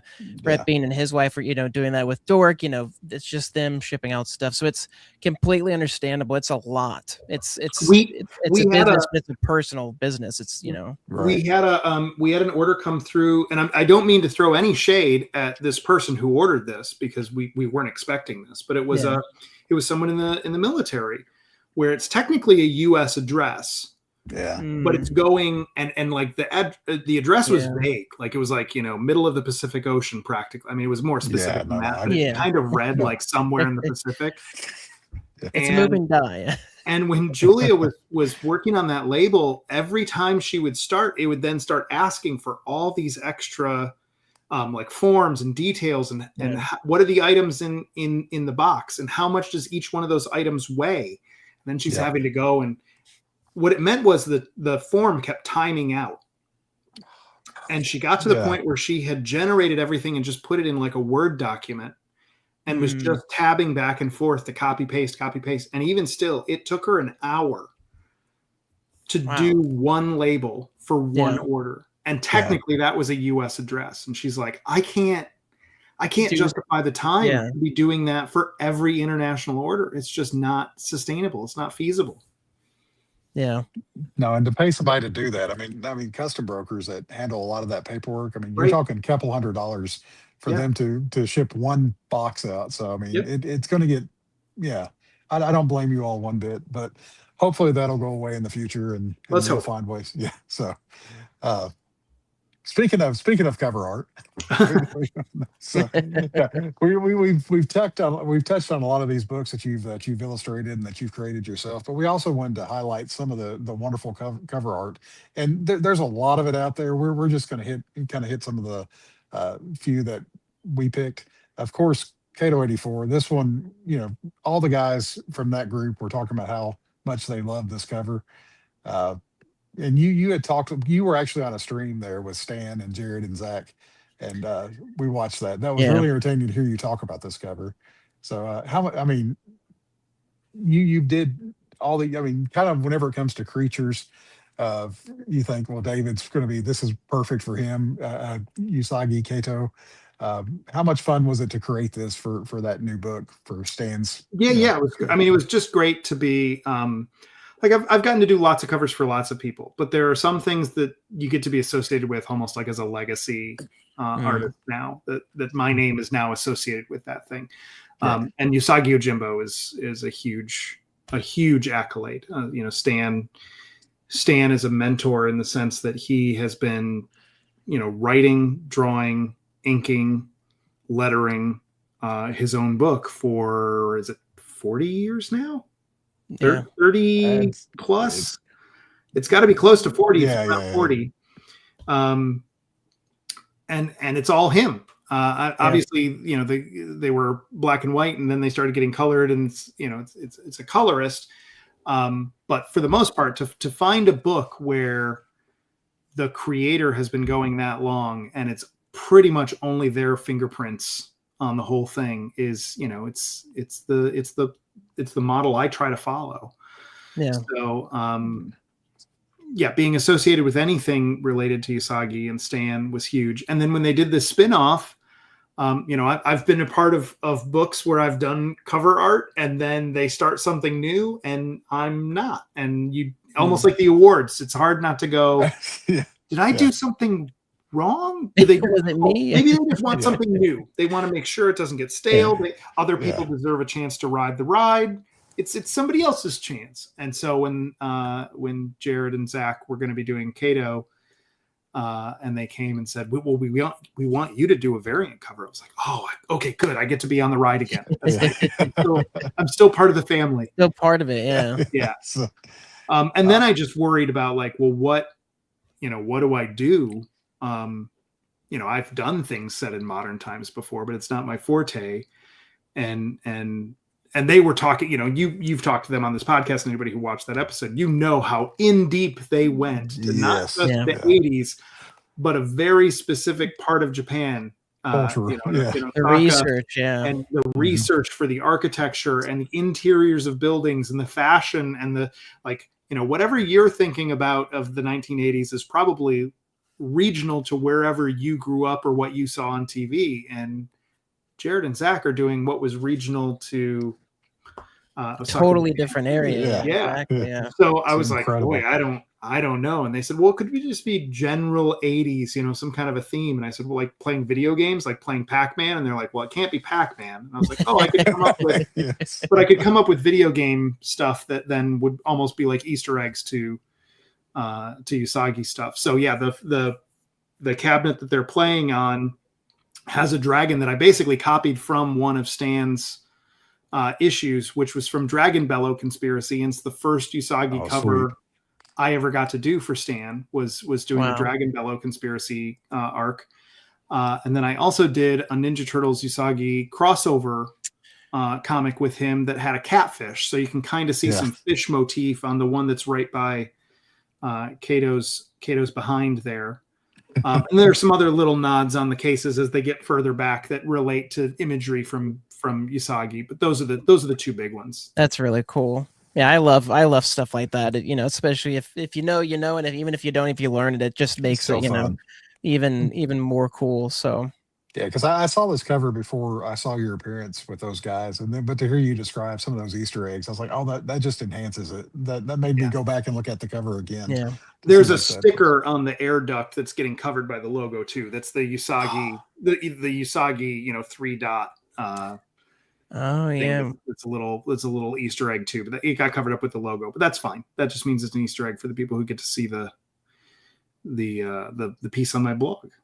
Yeah. Oh, that's incredible. Now, does this piece get sold, or does this piece get? Are you keeping this piece, or that piece was spoken for by one of the creators of the issue? Okay, I thought I'd heard that, but I wasn't quite. They actually both had a little like, wait, are you gonna get it? Are you gonna get it? That sounds about right. You don't get it, I'm getting it. Yes. I love the both. How they're very keen. It's just fun to see that stuff. So. But moving from Kato over to Jim Henson, any projects by Jim Henson, and this is just one of the covers that you did, but there's quite a few of them that you did for the Dark Crystal run. Yeah. Now, how did you get involved in that? So Archaea was talking to the Henson Company, and it was at a time where Archaea was going through a kind of a rebuilding stage, and Mouse Guard was one of the only titles that was selling consistently at a time where Archaea needed some consistency. And then the other thing that they were going to try to do for consistency was, dip their toe in the water of like doing licensed comics, titles based on other properties. They were like, we're talking with the Henson Company, and they asked, would you contribute something? And I said, as long as I get to do something on Dark Crystal. Good call. Please. It's my favorite of the Henson projects. So I actually got to do the announcement poster for that San Diego. Like, no comics had come out. It was just the deal was closed. Yeah. And I got to do a Dark Crystal piece that was on one side of the poster, and then they put a Brian Froud piece, a new Brian Froud piece on the back. And then we had a signing at the that's super cool at the booth. Not together. We actually had it separate. And when I finished my signing and Brian was coming in, I tried to introduce myself, and I don't know if it was just he was like focused on trying to get into the booth, or he didn't understand that I'm not just some other fan walking up the aisle saying, hi, nice to meet you. I think Wendy understood a little bit more. His wife, Wendy, who was there, understood a little bit more that, oh, you're the guy who drew this other side. That's cool. But yeah, we had that brief little encounter where I got to say hello, sort of. But yeah, after that, I made it known, anytime you guys want some Dark Crystal stuff, I'm happy to do covers. There was a little bit of talk about maybe doing interiors too, but it just wasn't going to work out with scheduling, for me to still be able to do Mouse Guard and also the level of work I'd have to do to do any interiors. That seems to be the most difficult thing with having a personal project like that you're consistently working on, and then being able to pick up that's like to weigh those options. So yeah, I think originally we had talked about for their first run of Dark Crystal comics, what I had proposed was, what if whatever the length of the story, let's say it's 20 pages in a 24-page issue, and I'll do like 3 pages that's a backup. But actually, when you put all the pages for the whole run of mine together, it's one complete story. And then that way I'm only having to do like 3 pages a month. Yeah. And we talked about that, and I don't remember exactly why it didn't go, but it didn't go. Interesting. Yeah. That's that's got to be a tough, especially if it was meant to be where, like, I'm assuming they weren't, like you said, it wasn't separate stories. It was one continuous, just bits. Yeah, I think part of actually what it was they said, well, what would you want your story to be about? And then I listed all the things that I wanted to tackle that were either brought up in the movies that I thought could be explored more, or even things that there's discrepancies in the movie about some little things, and I was like, I think it'd be fun to invent the reasons why. Yeah, and then they kind of tackled some of those things in the main story. So I don't know if I gave them a laundry list of here's what your Dark Crystal comic should be about, or if they already knew that that's the stuff they were going to be focusing on. But I think it meant that me doing a backup story didn't make sense because they were kind of going to just invest it all in the main arc. Yeah. Yeah, and some of the covers we didn't bring up, but you did a long line of Muppet covers too. That's listed here. So like Peter Pan, Robin Hood, King Arthur, Snow White, Shrek, all the hits. And we didn't. I mean, we would run out of time if we discuss all these. But Muppets alone, yeah. One of the ones we wanted to hit on was this. I found this one fascinating because I saw this and I grabbed a couple of them. And I thought, oh gosh, these all. I'll get to. I kind of zoom in, but this. Yeah, this piece here. Now, did you do these individually, or is these done like on one big board that can? No, it is separate pieces because it would just be too large to even fit on it. Like I couldn't fit the middle part on a scanner without having cut. So, yeah, I had them separate. I worked on the whole thing with separate sketches for each character, and then assembled it all in Photoshop. So I had a rough version, a pencil version that was this full length. But I had the grid line snapped out for where each physical piece of art would end for each cover. And then I would just print off that section and then tape it to a board and ink on a light pad to get the inks done. And I just paired up one Turtles character with one Usagi character, alternating who was in the front and who was in the back. It's totally an homage to Jim Lee's X-Men #1 from the Mutant Genesis, except I had 5 covers to do instead of 4. So I still have our big bad on the 4th, kind of in the Magneto position, but then I also got to do a 5th with more characters and also Dr. Werewen's arm that has the time device on it. That's a little bit of the MacGuffin. So I got to save that for the last issue. Oh, that's great. That's awesome. Yeah. And I threw in the Donatello. I like that cover. Yeah. I needed a 6 cover. We're great. Yeah. I needed a 6th one to fit our format. So I had to throw that one in. Because that one's full of, that Donatello one is full of Easter eggs. That is based on my dad's workshop in our basement when I was growing up. Like the some of it's covered up by the title stuff, but like the oxyacetylene tanks are my dad's. The using a door as part of a table for a bench is something my dad did. All the screwdrivers and the way that those are mounted to the wall. The radio is exactly the model of radio my dad had. And then other parts are more of my side of the shop. I instead of having a bench, I just stack milk crates. And I would be the one who would have like old broken drawers from probably kitchen cabinets that gotten thrown out that I'd picked up off the curb when I was a kid and brought home to build my own workbench. But yeah, that is a total homage to kind of a combination of my messy shop and my dad's a little bit more polished shop growing up. I love it. That's awesome. That's great. Yeah. Love those kinds of personal pieces. Now you've did Magic the Gathering. There's a lot of art that you did for cards for that, but this was one of the most recent pieces that you did. And we've touched on the Hobbit here a little bit, but to see these different environments and the different seasons here, and there's a great picture. Well, this is 4 Davids are better than one.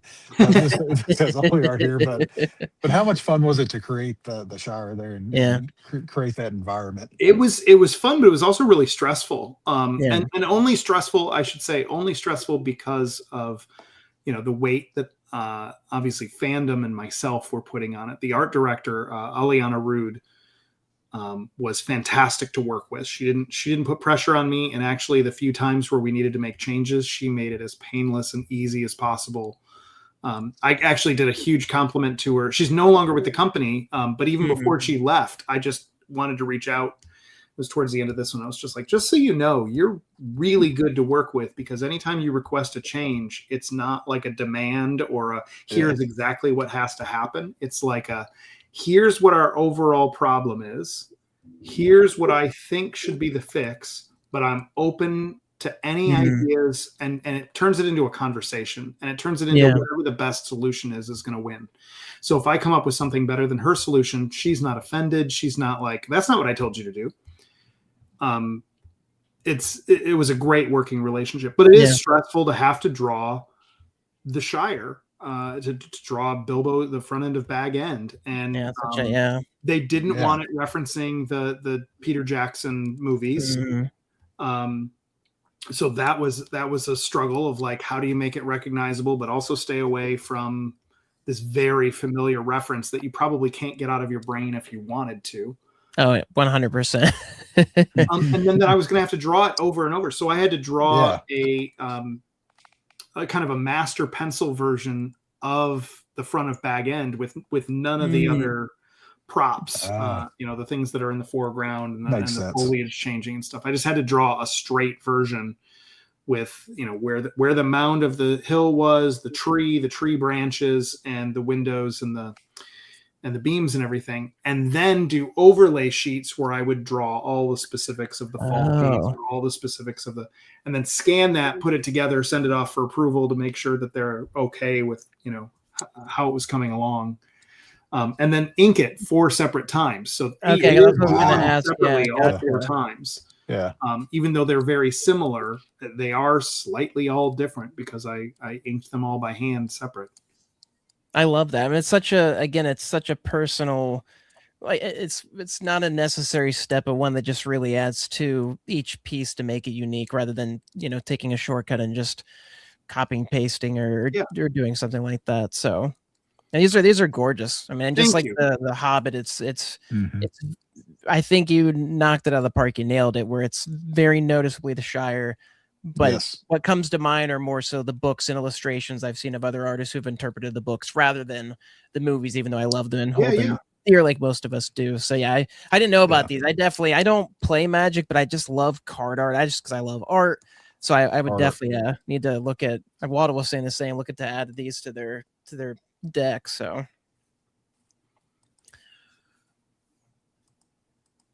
well, we've gotten to the plug section. I looked, we're hitting about an hour and 40-minute mark, so we don't want to take advantage of David's time. I'm okay to go as long as you guys need. Perfect. But we want to make sure and plug your next. I mean, the big one, of course, that I'm sure everybody knows about, but San Diego Comic-Con. Do you go there every year, David? Or I've heard you reference it, but other than there was a weird, they had also that kind of COVID thing where they shut down, but then they did a weird one of.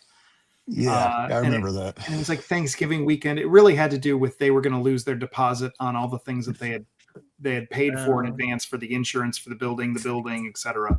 And they were like, we might as well just have an event, even if it's not ideal. And they did that Thanksgiving one. And then there was one more after that I didn't set up for, but I went because I was nominated for an Eisner, which I didn't win. But I just went. I decided, like, I'll talk with my publisher, see if they want to do a signing. I'll do a signing, and I'll just kind of wander around and go to the Eisners and then come home. But other than that, I have been there every year exhibiting since 2006.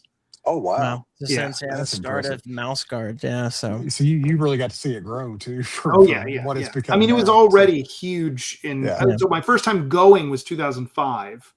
I wasn't exhibiting; I was just there.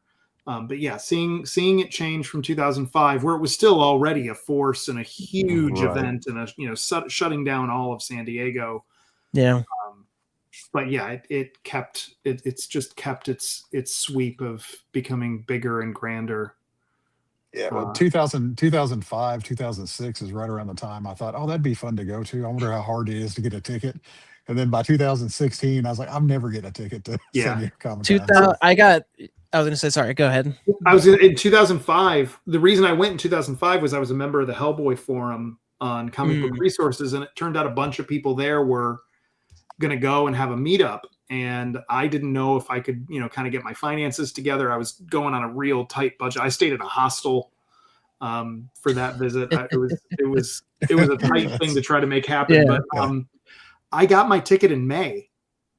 I figured out, I can make this work. And I bought my tickets for the 5 days in May of that year. So that's unheard of now.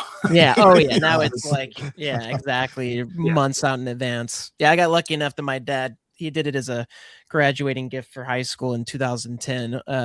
It was going to be the two of us, my dad and I. And I was like, Dad, you're not going to want to go to this. My brother was like, I want to go to this. So my dad was like, all right, you two go to this. I'll go golf during the day. We'll meet up afterwards. And it was perfect. My brother and everybody had more fun. Yeah, we absolutely. It was it's definitely our scene. Not especially with, like you said, how it's just packed. I mean, I was so overwhelmed when I remember walking in and just being like, I don't even know where to begin, kind of a deal. So but it's if you can go, it's it's a blast. But this is going to be my third year, I think, having a booth of my own. Or second year having a booth of my own. I've lost track now, but I'm at booth 4606. It's a 4606.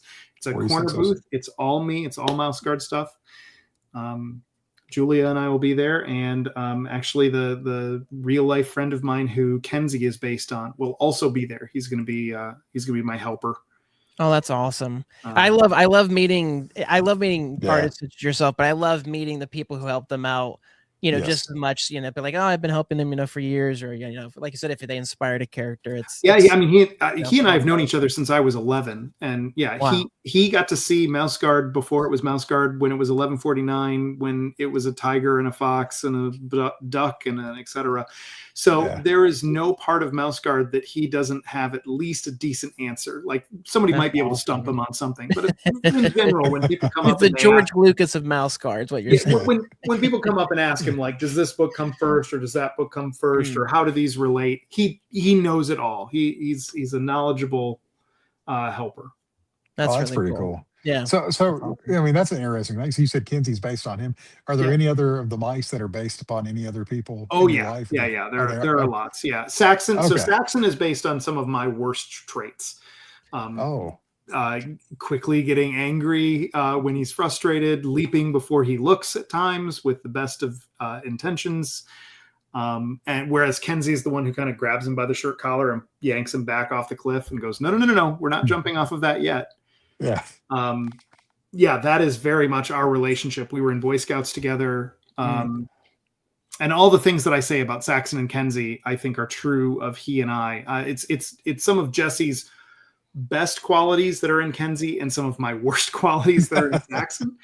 So it is extremes, it's a parody of us, but all the things that I say about those two, and how there are times where if it wasn't for Saxon being impetuous, Kenzie wouldn't get anything done, because he'd sit and contemplate what might be the best possible outcome before making a single move, before taking action. And that's definitely true of Jesse. But then on the opposite, I will sometimes charge into something without having thought it through at all, and just going, we're going to figure it out as we go.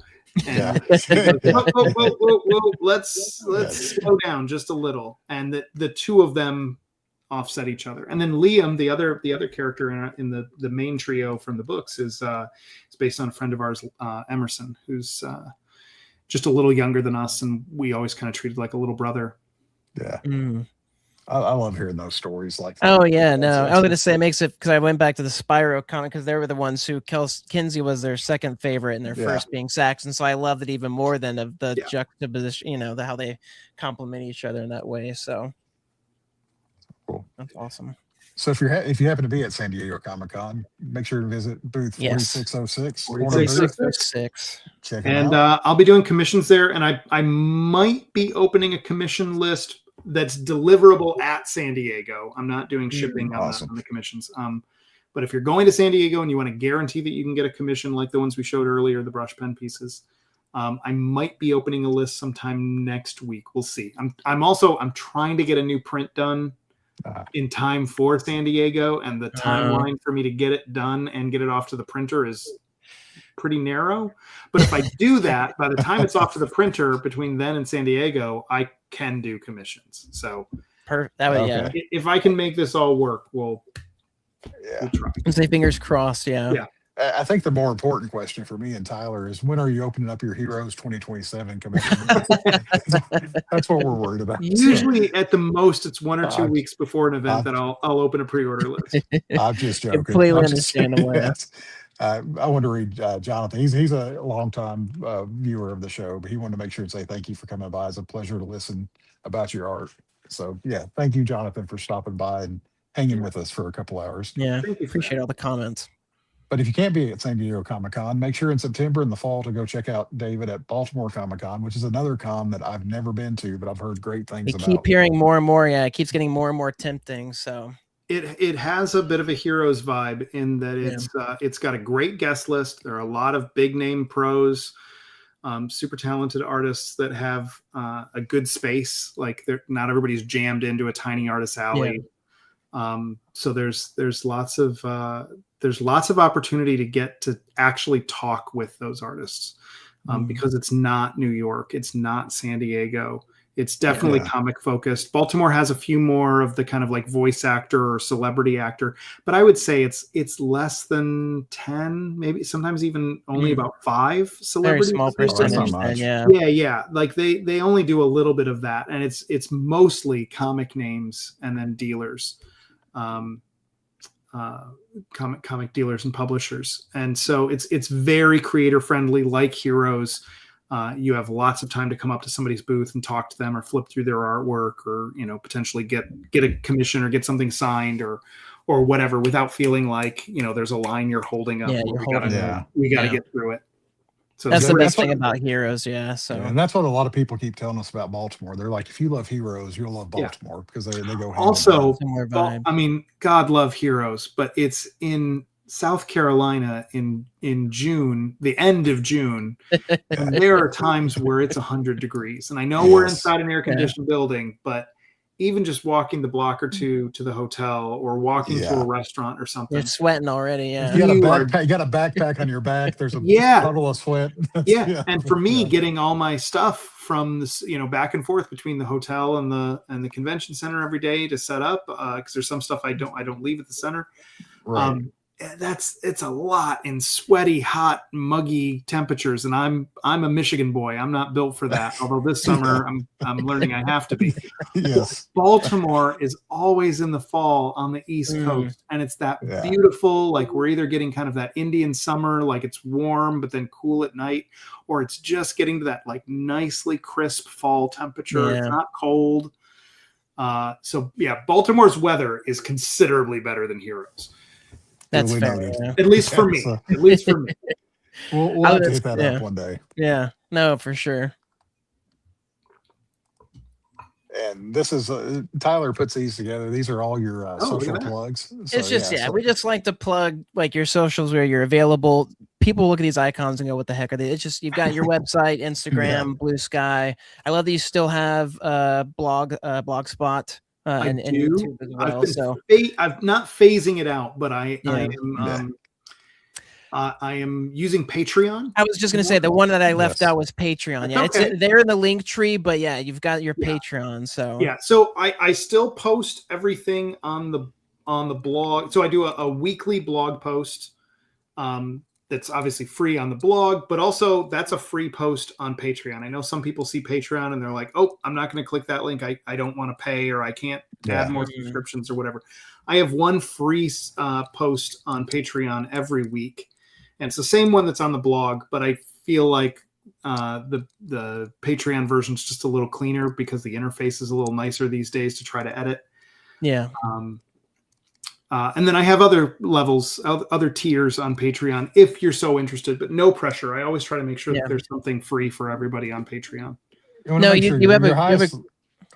was just going to say his highest level on Patreon also offers a discount on the your shop.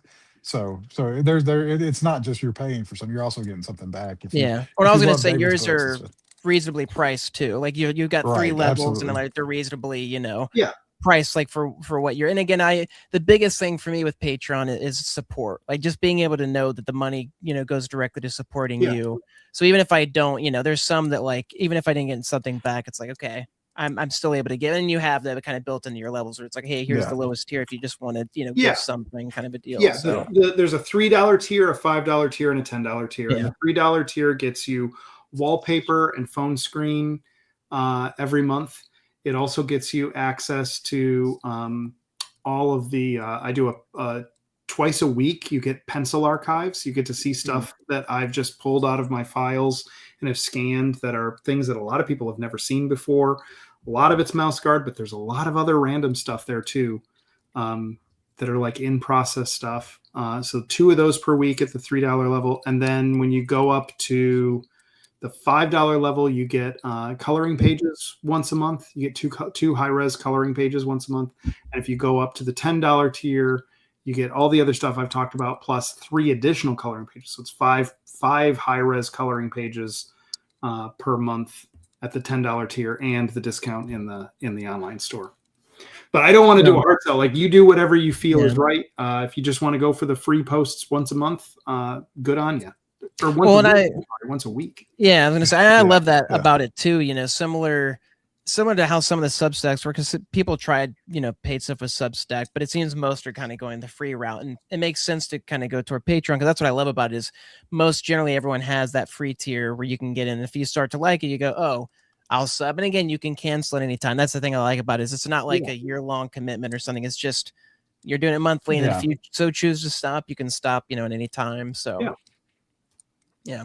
I'm continuing to add more and more creators. So at a certain point, I'm sure I'll have to kind of balance, like, all right, now I'm up to, how much a month, but again, I just love being able to again, play whatever part I can and helping the people like yourself whose art we, appreciate and love to continue making it. So hit that link tree. I've got it in the comments as well. So again, you've got everything. I love Linktree for that stuff, your YouTube, Instagram, Patreon, all that stuff. So can reach you anywhere and everywhere they so choose. Absolutely. So now it's time for our favorite part of the week. It's our favorite things of the week, a segment that we allow our guests to go first. And this first one, it's kind of a bittersweet, but David had sent us this picture, and I'll let him tell a story. But I'd mentioned to David, I want to include this second picture because if you're a member of his Patreon, you'll see the full story behind it. Yeah. But David can talk more to this than I can. So yeah, I'm going to try not to make this too sad or get too choked up, but we very suddenly lost our one of our 2 dogs, Coco Bolo, just a few days ago.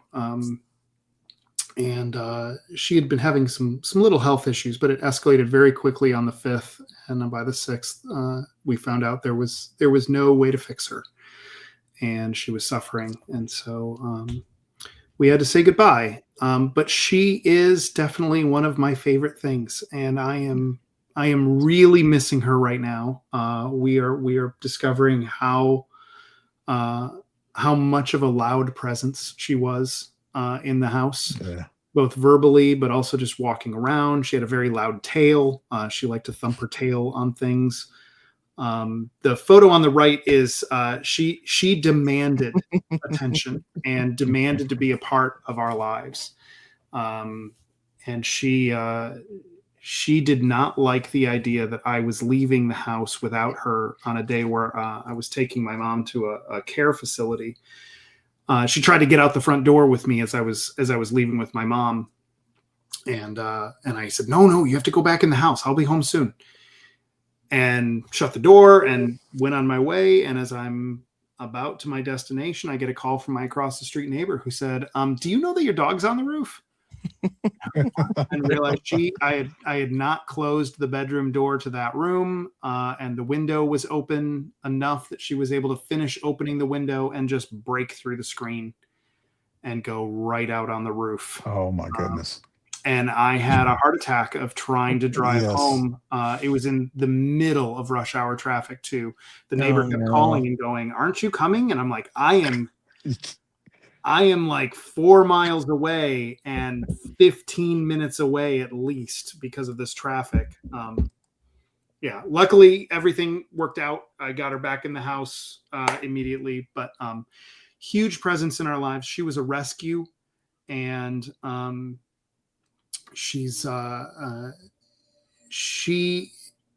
we had one other of the same breed that was actually very similar to her in temperament. That was probably the best dog I've ever owned, like the best behaved, the best at just being a good dog. And what I've come to realize, especially this week after losing Coco, is that Coco's my favorite. So while Autumn was special and the best, Coco just meant more. We had she and I especially had a real connection. And so just be aware that if you're out there and I'll also say she kind of saved me, because after we lost Autumn, I thought, like, that's gone forever. And I know that eventually you build a relationship with a dog, and we have another dog, and she's lovely. She's a good dog. Yeah. It's just not the same relationship. Yeah. And Coco was so much like Autumn, but also different. She was much more poorly behaved. She's the dog who went out on the roof. Autumn would never.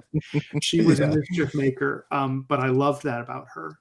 So I would say that if you have the ability to find a rescue dog, do it. You probably won't just be saving them. You'll be saving a part of yourself that you didn't even know was broken. It's a great point, because we got I never was a cat person. I never wanted a cat, and we got our cat from a shelter that was around us. We went to go look at another cat, which didn't work out, and we stumbled on this one, and can now 100% say that I am and forever will be a cat person because of her. And it's the same way where I don't, because I don't want to think about it, because it'll, but I just know that it's the same thing, where the connection I have with her, even if I got another cat, will never be what I have with her. It's just like humans. It's just like humans. Exactly.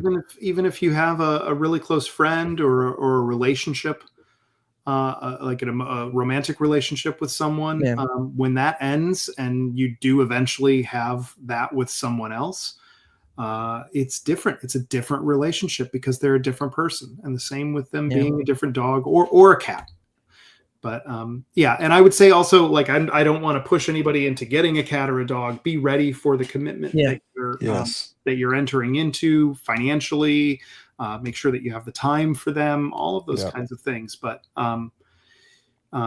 it's more, I guess I want to touch more on the super rewarding part, which is you're not just saving them. They are probably going to be saving you. Exactly right. I really appreciate it. Like when you asked, because it was, we asked you what your favorite thing was, and I really love that you really wanted to include this as part of it. And as we, discussed before the show, was we appreciate you still coming on, because I can imagine how tough that is with having that just happened, and then be able to discuss it. So we appreciate you opening up, to the show and to the people watching and stuff, because like you said, it's difficult to lose a pet. And you talked about too, and your post, not to get too deep into it, but going to the vet and like the bills and stuff, sinking that kind of money, and it would be the same. Like, we don't personally have kids, my wife and I, like, our pets are our kids. I'd pay whatever amount of money required to it's like you said, it's it's a deep loss. And they seem, just from reading your posts and hearing you talk about them, seem like I just love the juxtaposition between these two images of the quiet moment and then I mean, she was a lover and a cuddler, and especially as she got older, she did spend a lot of time on the couch, a lot of time in her bed, that kind of thing. But one of the reasons that most of the photos that I've shared both on the blog and on Patreon of her are her laying down or just waking up from a nap is she would get skeptical of cameras. If you got a camera out, if she was just walking around the house or doing something cute and you got a camera out, she would like turn away or walk away or suddenly make a different pose that wasn't like very photogenic. And you should go to lick her butt or something. You just be like, hey, come on, I wanted a cute photo of you. So we just found that, photographing her when she was in bed, just waking up or still asleep, was the best way to get a really good photo of Coco. That's a great picture, and I love what you said about rescue. I've told everybody on the show before, we have 4 cats and 3 dogs in the house, and my wife isn't adamant about rescues. I have to keep her away from our local shelter because we'll end up with another animal. But they're all, we've got 4 kids in the house and 7 animals. And you might as well say I have 11 kids. The animals demand more attention than the kids do. So So this touched my heart whenever I read your Patreon, and then knowing that you were coming on, and then whenever you made this your favorite thing, I was like, oh man, this is tough to talk about. But the pictures on the right are what make everything worth it. I mean, just to be able to have those memories that can make you laugh, scare, make you cry. It's a tale for sure. Yeah. So, well, but thank thank you for sharing that. Yeah, no, I appreciate it. And one thing I just wanted to quickly is I was curious the name, because Coco being a rescue was the part. So I was curious where the Coco Bolo came from. So she came to us. She was we actually the vet. We had a husband and wife vet team at the time when we got her as a rescue, and they couldn't agree whether she was 2 or 4, but we settled on she was about 3 when we got her. But she came with the name Coco from the foster family that had found her, and they had already called her Coco, and it was there enough that it stuck. It wasn't something that Julia and I were particularly fond of, and we were trying to figure out ways to change it, or was there a way to change it? And I said, well, there's a really nice hardwood that cabinet makers and guitar makers like using. It's a South American hardwood called Cocobolo. I could just say her name's Cocobolo. So her full name was Cocobolo, according to us. And in fact, that was a way that I would call her. I would I'd say Coco most of the times, but sometimes when I really needed her, I'd do a big long Cocobolo, and that would get her running, or get her tail thumping pretty good. I love that. Yeah, that seems that again. I think that's just part of the connection. Whether they have their name or we've given an absorbent amount of nicknames to our animals, and I'm sure they have no idea who we're calling at any one point in time, because it just comes up randomly. But it's makes that connection deeper. So, she seems like a great dog. She reminds me of Piper, my family's dog. It was technically kind of mine. Like I, got her, and her spirit and everything that you're saying reminds me so much of Piper, though less they never went on a roof, at least.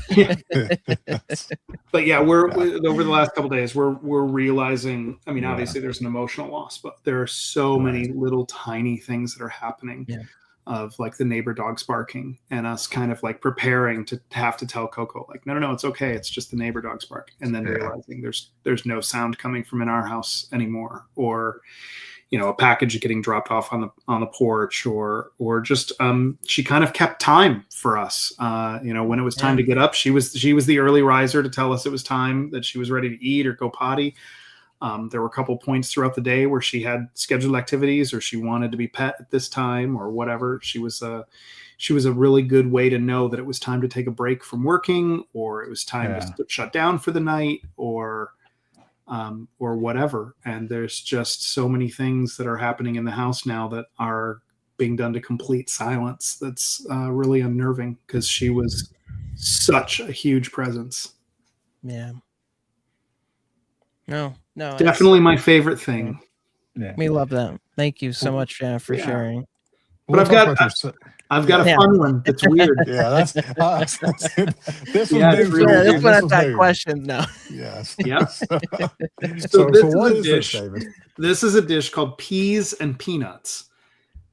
It is, think about it like a cold salad, like a broccoli salad, kind of a creamy like broccoli salad or pasta salad that you might have at a picnic, served cold.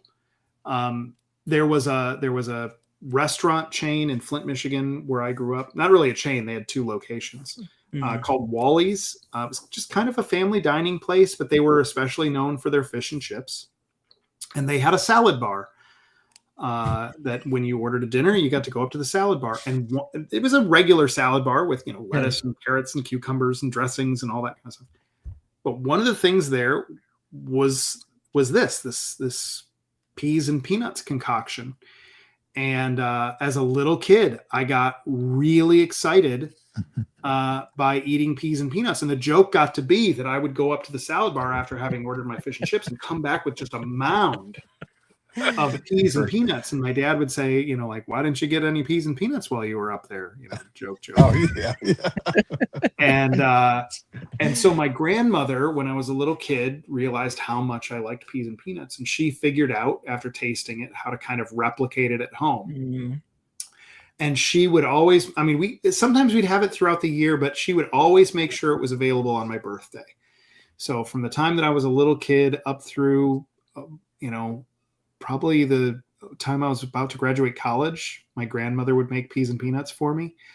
And then I got the recipe and I made it once or twice, and then Julia got the recipe, and she's continued the tradition. So I have peas and peanuts every year on my birthday.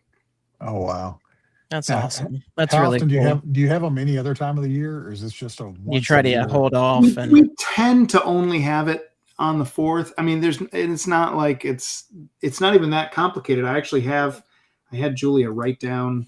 I was curious what all was in there. It's real. It's a real quick recipe. I can just read it. You thaw a bag of frozen peas in a colander so that moisture will draw away. But you soak the peas in a colander with a bowl of cool water so that they'll thaw evenly. And then once they're completely thawed, you pick up the colander, let them really drain to get all the excess water off. You want the peas to be fairly dry. And then Julia uses Heinz salad cream. Which is more of an English thing, but you can definitely get it here in the States. It's like a mayonnaise-y kind of a salad dressing. But yeah, it comes in a squeeze bottle, and you just use it to the right consistency for how many peas you're adding.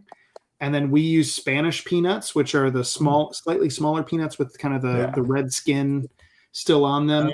We're picky about this because they have the papery husks, which adds kind of a taste that we like, and they're a little saltier, which helps balance the dish out. But, and then Julia says sometimes she adds a bit of Kewpie mayo at the end, depending on how she's feeling, if she wants it to be a little creamier. Try this. But it's really just a bag of frozen peas, Spanish peanuts, and salad cream mixed to your preference. And you can kind of see like how wet/dry they are here. They actually, when Julia made this for this year, she made it and I went, oh no, it's too wet.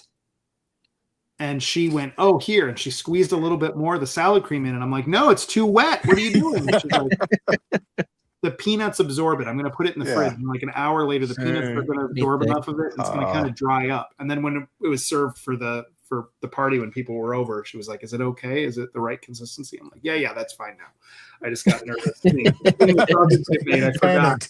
And it looked wrong. It looked too soupy.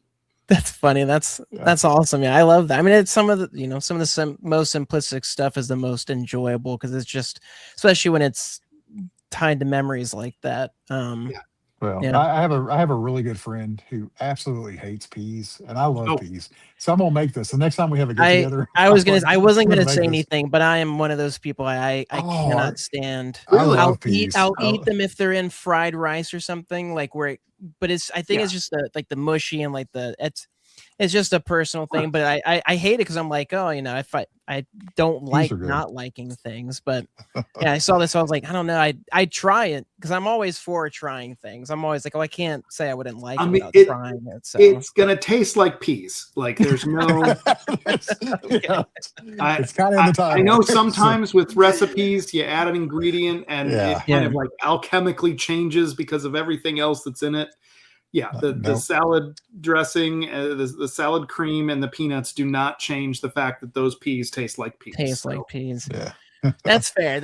I want to say I feel like it's more a consistency thing. So I think the peanuts might be enough of as I like crunch this stuff. So I like this some texture, the balance of crunch, and so I'll give it. I'll add it to the list to try. Yeah.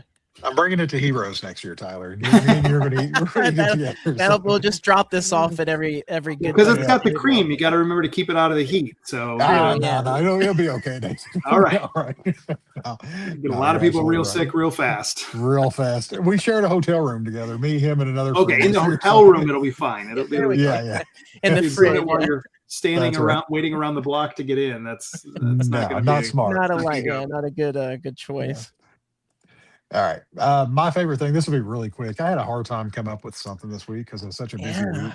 I was going to do the generic my son's birthday, but I didn't do that for my daughter's birthday a month ago, so I didn't want her to get jealous on me. So the Emmy nominations were announced today, and there's I used to get so excited for like Oscar nominations, but I don't watch most of the Oscar nominated films anymore. Yeah. So, but I do watch a lot of TV, and it's going to be a tough year. There's Widow's Bay has entered the conversation. Of course, the Pit, like 13 or Hacks. Something, or yeah. The Pit has like 13 nominations just in acting categories. I mean, it's incredible. But all these, oh gosh, the name of the new Vince Gilligan show, bottom left Oh, hand corner from Apple. Oh goodness. Wow, I can't believe I forgot that one. But Yeah, that yeah. just shows you how many it's good on the tip shows of there my are. tongue. Yeah, I've got the list here, and it's bugging me that I cannot. Pluribus, goodness. Pluribus, Yeah. yes. Hoo-wee. Yeah. Yeah, I mean, it was such a great show. But then Widow's Bay came out, great show. Pitt's a great. I don't know who's going to win this year. The Bears last season. I mean, this is. Even though I There's a think the lot of Bears good nomination television was on for the right now. previous Yeah. season. Yeah. So, but I'm excited. This will be something I'll gear up for, and I may not watch live, but I'll definitely be following the winners. But that's all. It was short and sweet. That kind of I like phoned it in that. this Yeah. week for my It's favorite good. Yeah. Well, mine was also TV. Mine's kind of a scapegoat, I feel, because mine was One Piece last week. But last week was me reaching episode 1,000, which was a big milestone because, again, it's such a long show. And so reaching 1,000 was like, all right, I feel like I'm over the hurdle. I can see the light at the end of the tunnel in terms of catching up. And so now this week, which is ridiculous, I'm now at episode 1,082, I think it is.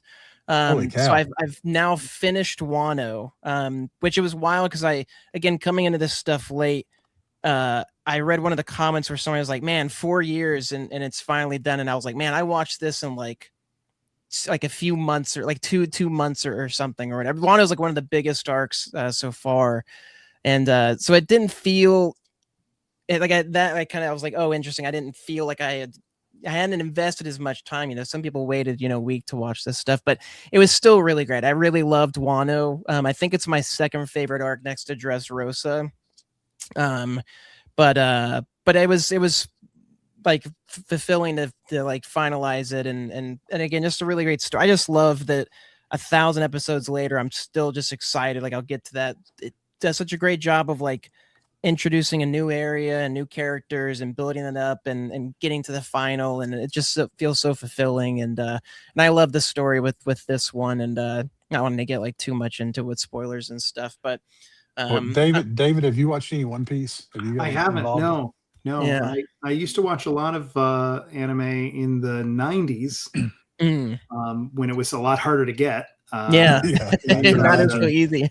See what Blockbuster had in their badly titled like Japanimation section, or what Suncoast was importing, or if you knew somebody who was into like Anime Magazine and would order from the the stuff in the back, the ads in the back to order stuff. But so watched a lot of Ranma, watched some stuff that was obviously imported here like Robotech and things like that. But yeah, I kind of fell off of it and have not watched much of the anime stuff since. That's fair. Yeah.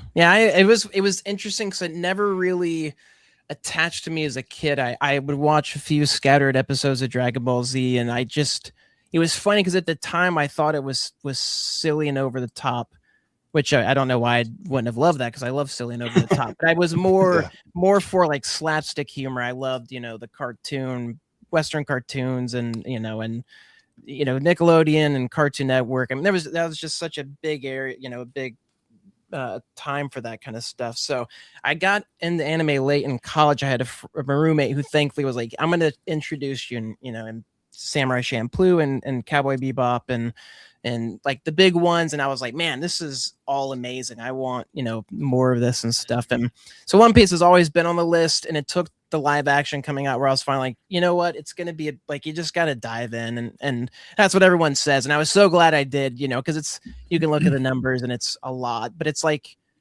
I don't know, you just enjoyed it. It's just like, you're just there for the ride.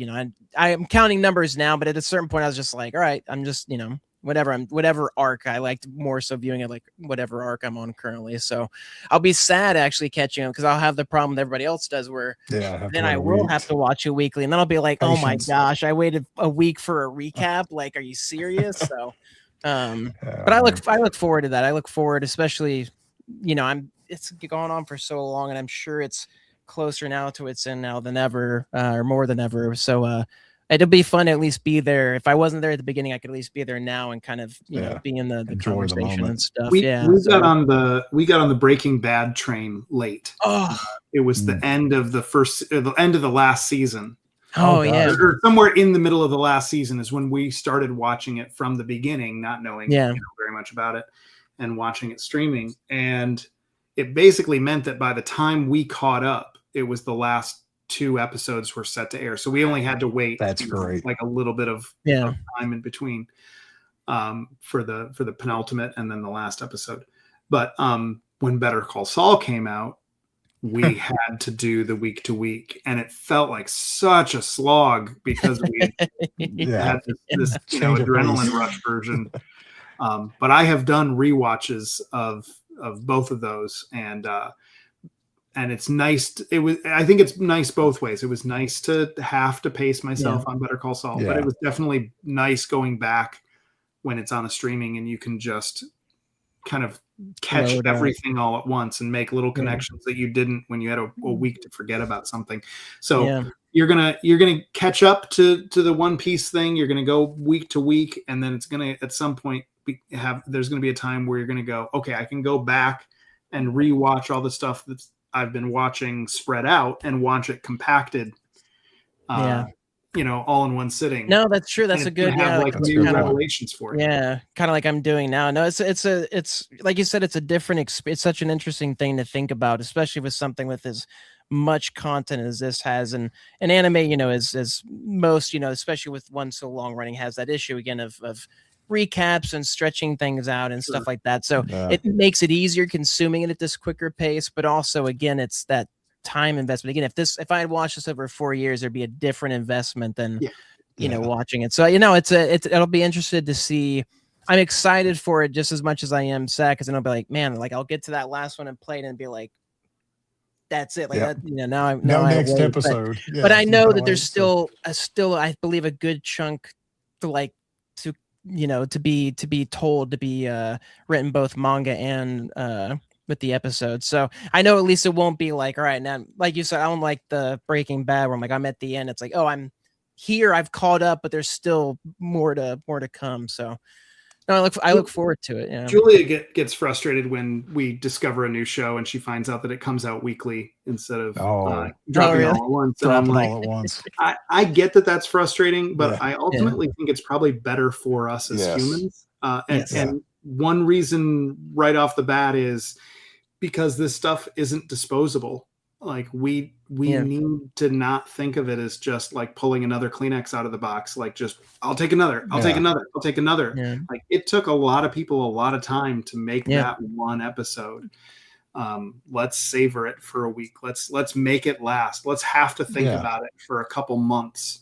Because if we do it in a weekend, there's a chance that a week later, if you asked us what that story was about, it's already disposable because we've moved on to the next thing that we can just do episode after episode. So I think as humans, it's the better thing to go slow. But I totally get the reward of sitting down and binging it. Yeah. No, I'm 100% in agreement. I think the Netflixication of streaming services was to its detriment. And I think they're realizing that, because I feel like most, if not all, are going back to the weekly.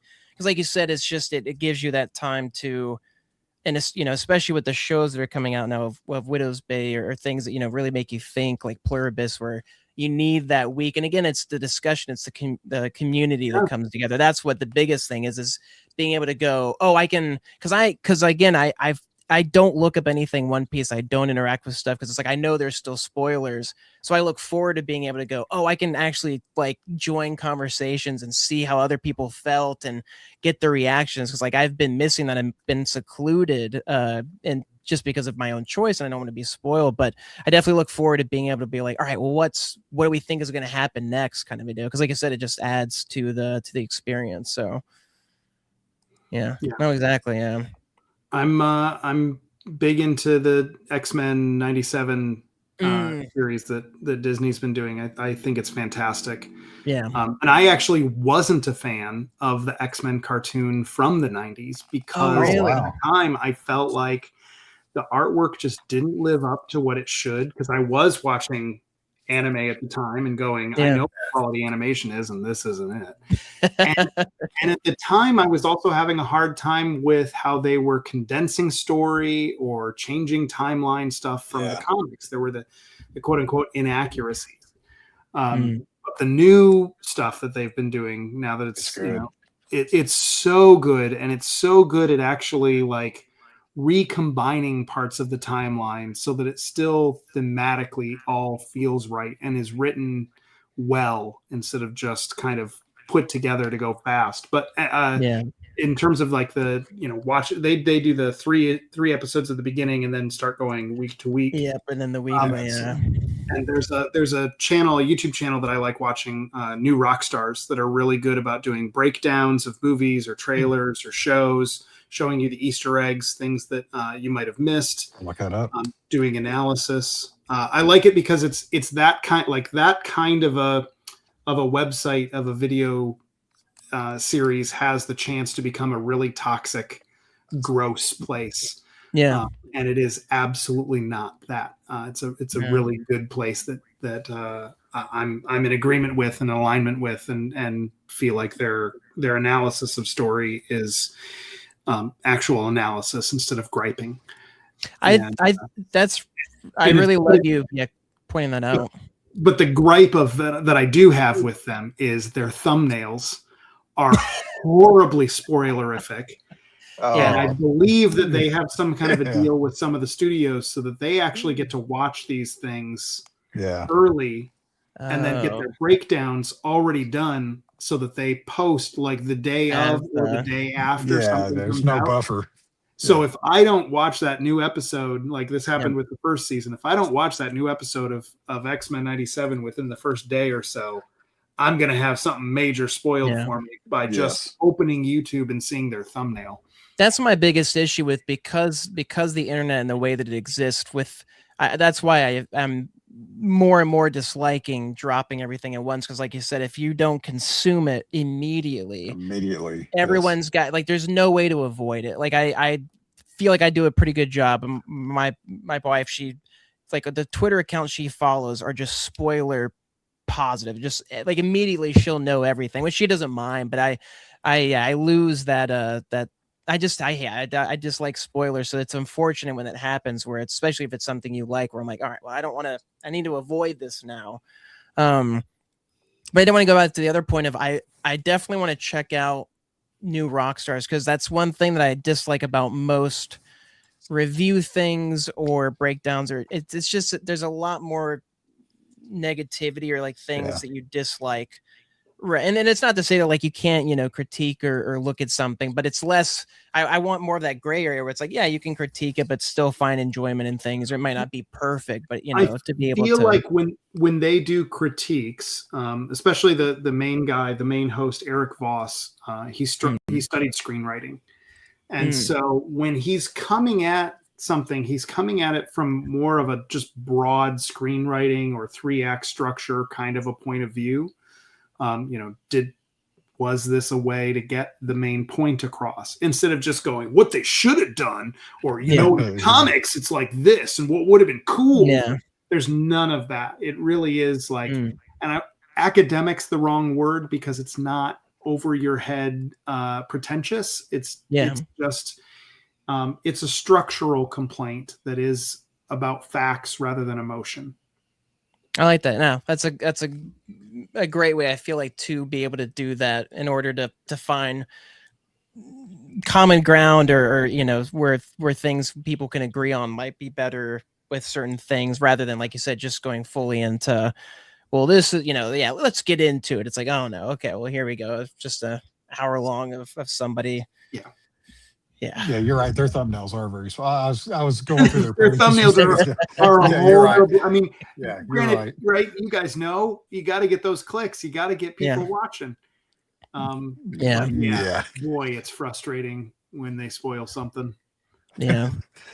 I wish that it definitely needs to be like an app or something that I can subscribe to, where I can input a keyword, and no matter what website or whatever I'm attending, it just like I just don't get access to it or something. Or we just need to make it to where it's like there's a rule within like the first 48 hours or something. It's like this there's cannot nothing. be posted. It's or if you're subscribed to somebody, you should have the option. Don't actually show me their stuff unless I go to their, unless I go to my subscriptions and go to their page. Just please don't include them in my what you're curating for me, because I know like that. Yeah, it's something that I want to follow and I know where it is. But, I don't need it right now. I need it. I don't need it. I need it a little later. The second I open YouTube.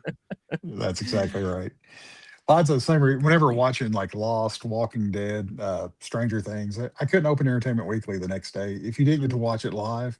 Yeah, because it would have so and so. It had like redacted, was killed, and then it'd have images of like two people in the thing. You're like, all right, which one of those people? Okay, well, it's a 50-50 chance. And watching it live and knowing what happened, you're like, all right, well, I know that person's dead, but somebody that hasn't had a chance to watch it because maybe they worked last night or had something, with their kid. It's just, it ruins it. So yeah, it's one of the most, bringing it back to One Piece, it's one of the most interesting aspects of One Piece I found, is that in all my now almost 2 years of watching it, and again, I've not looked into the fandom, but it's just, I've not really come across much of the spoilers for the show. There's one in particular that is a massive spoiler that I was thankfully not spoiled on, but I was at the same time incredibly impressed and surprised that I wasn't, because how could you not, kind of come across it?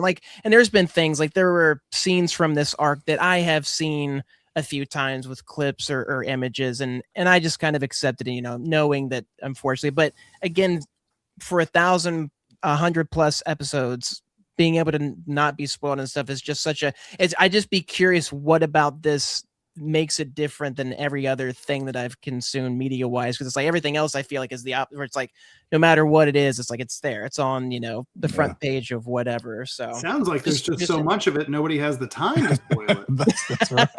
That's right. They're too busy either reading or watching whatever they're missing, so. The shows that have 8 episodes in a season, those are easier to spoil. Right. So.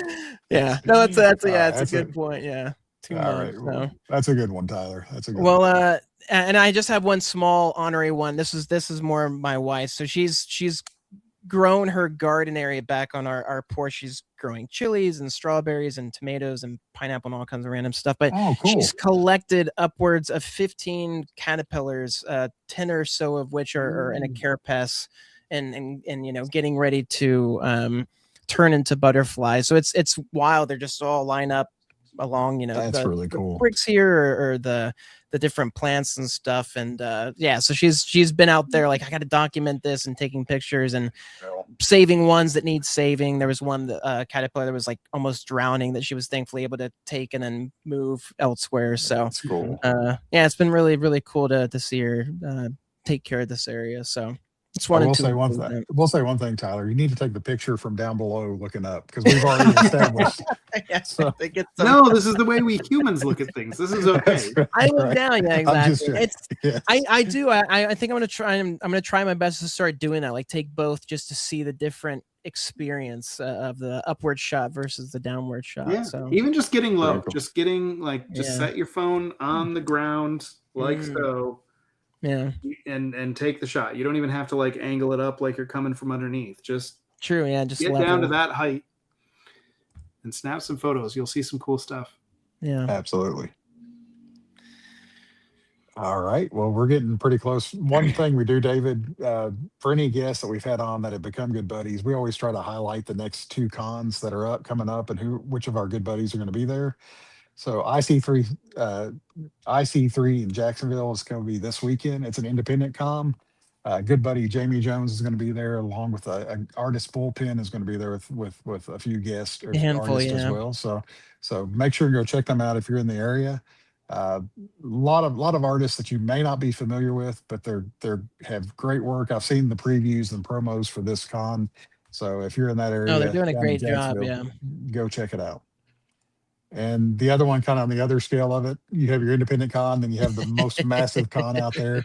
But David has ascended to the top of the throne here for our good buddies. At the top, yeah. But this list keeps growing of our guests that are going to be there. So 4606, make sure and check out David if you're there, along with the other ones. I think most of these will, I guess, will have a booth. I think Scotty's actually signing at the Image booth, so go check them out. If you're if you're going to be in San Diego, these are like all 6 of these people are big guests. You're going to go check all 6 of these people out. So, but make sure and check out David first, just because he's on the show right now. So. He gets dibs, yeah. That's right. I'm actually not too far usually from where Stan Sakai is set up. So, cool. Which I assume Zach and Jared will be there at least part of the time. Yeah.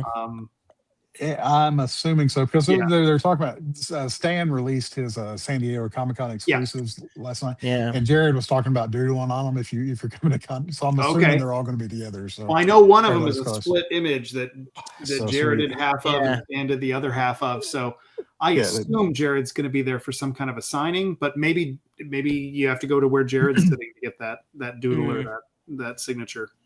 I don't know. Jared posted that on his social media today too. That it's hanging on his wall. And cool. That is such a cool piece, because it looks like Stan penciled and inked the top half, and then Jared got to do the bottom half, and he colored all of it.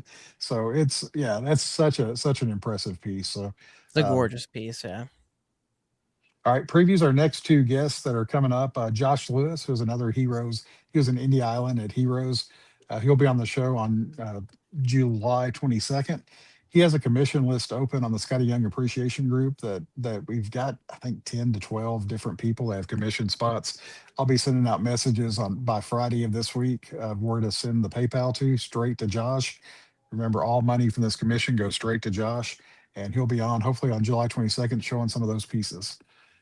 And to round out the month, our second guest in our previews is Jeffrey Brown. He has a new book coming out, and he'll be coming on July 29th to talk about it. I think it's dropping the first week of August, and release August 4th. So really looking forward to him. I'll be honest with you, David, you and Jeffrey were like 2 of my, whenever we first started talking about guests, and we were really into like the Scotty talk, because me and Tyler met on the Scotty Young Appreciation Group message board, and we started wanting to branch out and talk to some of our other favorite artists. You 2 were like on the top of my list of people that were like not really Scotty related that I wanted to get on the show. Just so thank you for coming on. This has been kind of like much like Jeffrey, when he comes on, I'll say the same thing to him, but this has kind of been like a wish come true for having you 2 guys on. So thank you very much for making that happen. But if anybody else wants to come on, we don't just have artists on. If you're a guest or a fan of art, fan of any collector, come on and want to hang out with us for a couple hours or half hour or whatever you want to do. Just message either Dustin Whitney or Tyler Laracy.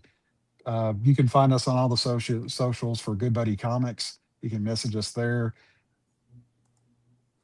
And last but not least, thank you very much for being our buddy tonight, David. It was an absolute pleasure having you on. Well, thank you. Thanks for having me. I appreciate it.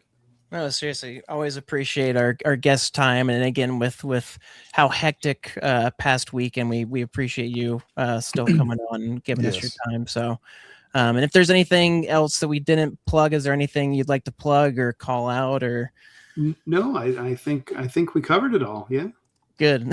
That's all we want to hear. Yes, hopefully, we don't miss anything. So no. But thank you all for tuning in with us. We've made it 2.5 hours. We always run a little bit longer than what we think we're going to, but thank you for everybody. We've had a pretty steady number of people, and good Lord, we've been going up against like the absolute Batman, Scott Snyder, whatnot stream up here, and we've held our own. So thank you all for hanging out with us. It's been an absolute blast to sit with Tyler and David and discuss David's career. So I think it's all. I'm about to lose my voice, so I think that's all I got for the night. So, Tyler, you can finish us out. No, of course, yeah. We'll be back next week. We have a Scotty centric episode, so I think Lobo focused yet again with the new issue. So tune in next week. Thank you everybody who stayed and commented. Love seeing all the new names and faces and comments and everything. So, and again, thank you to you, David, for joining in. Until next time, 10-4 good buddies, and we'll catch y'all on the next one. Thumbs up.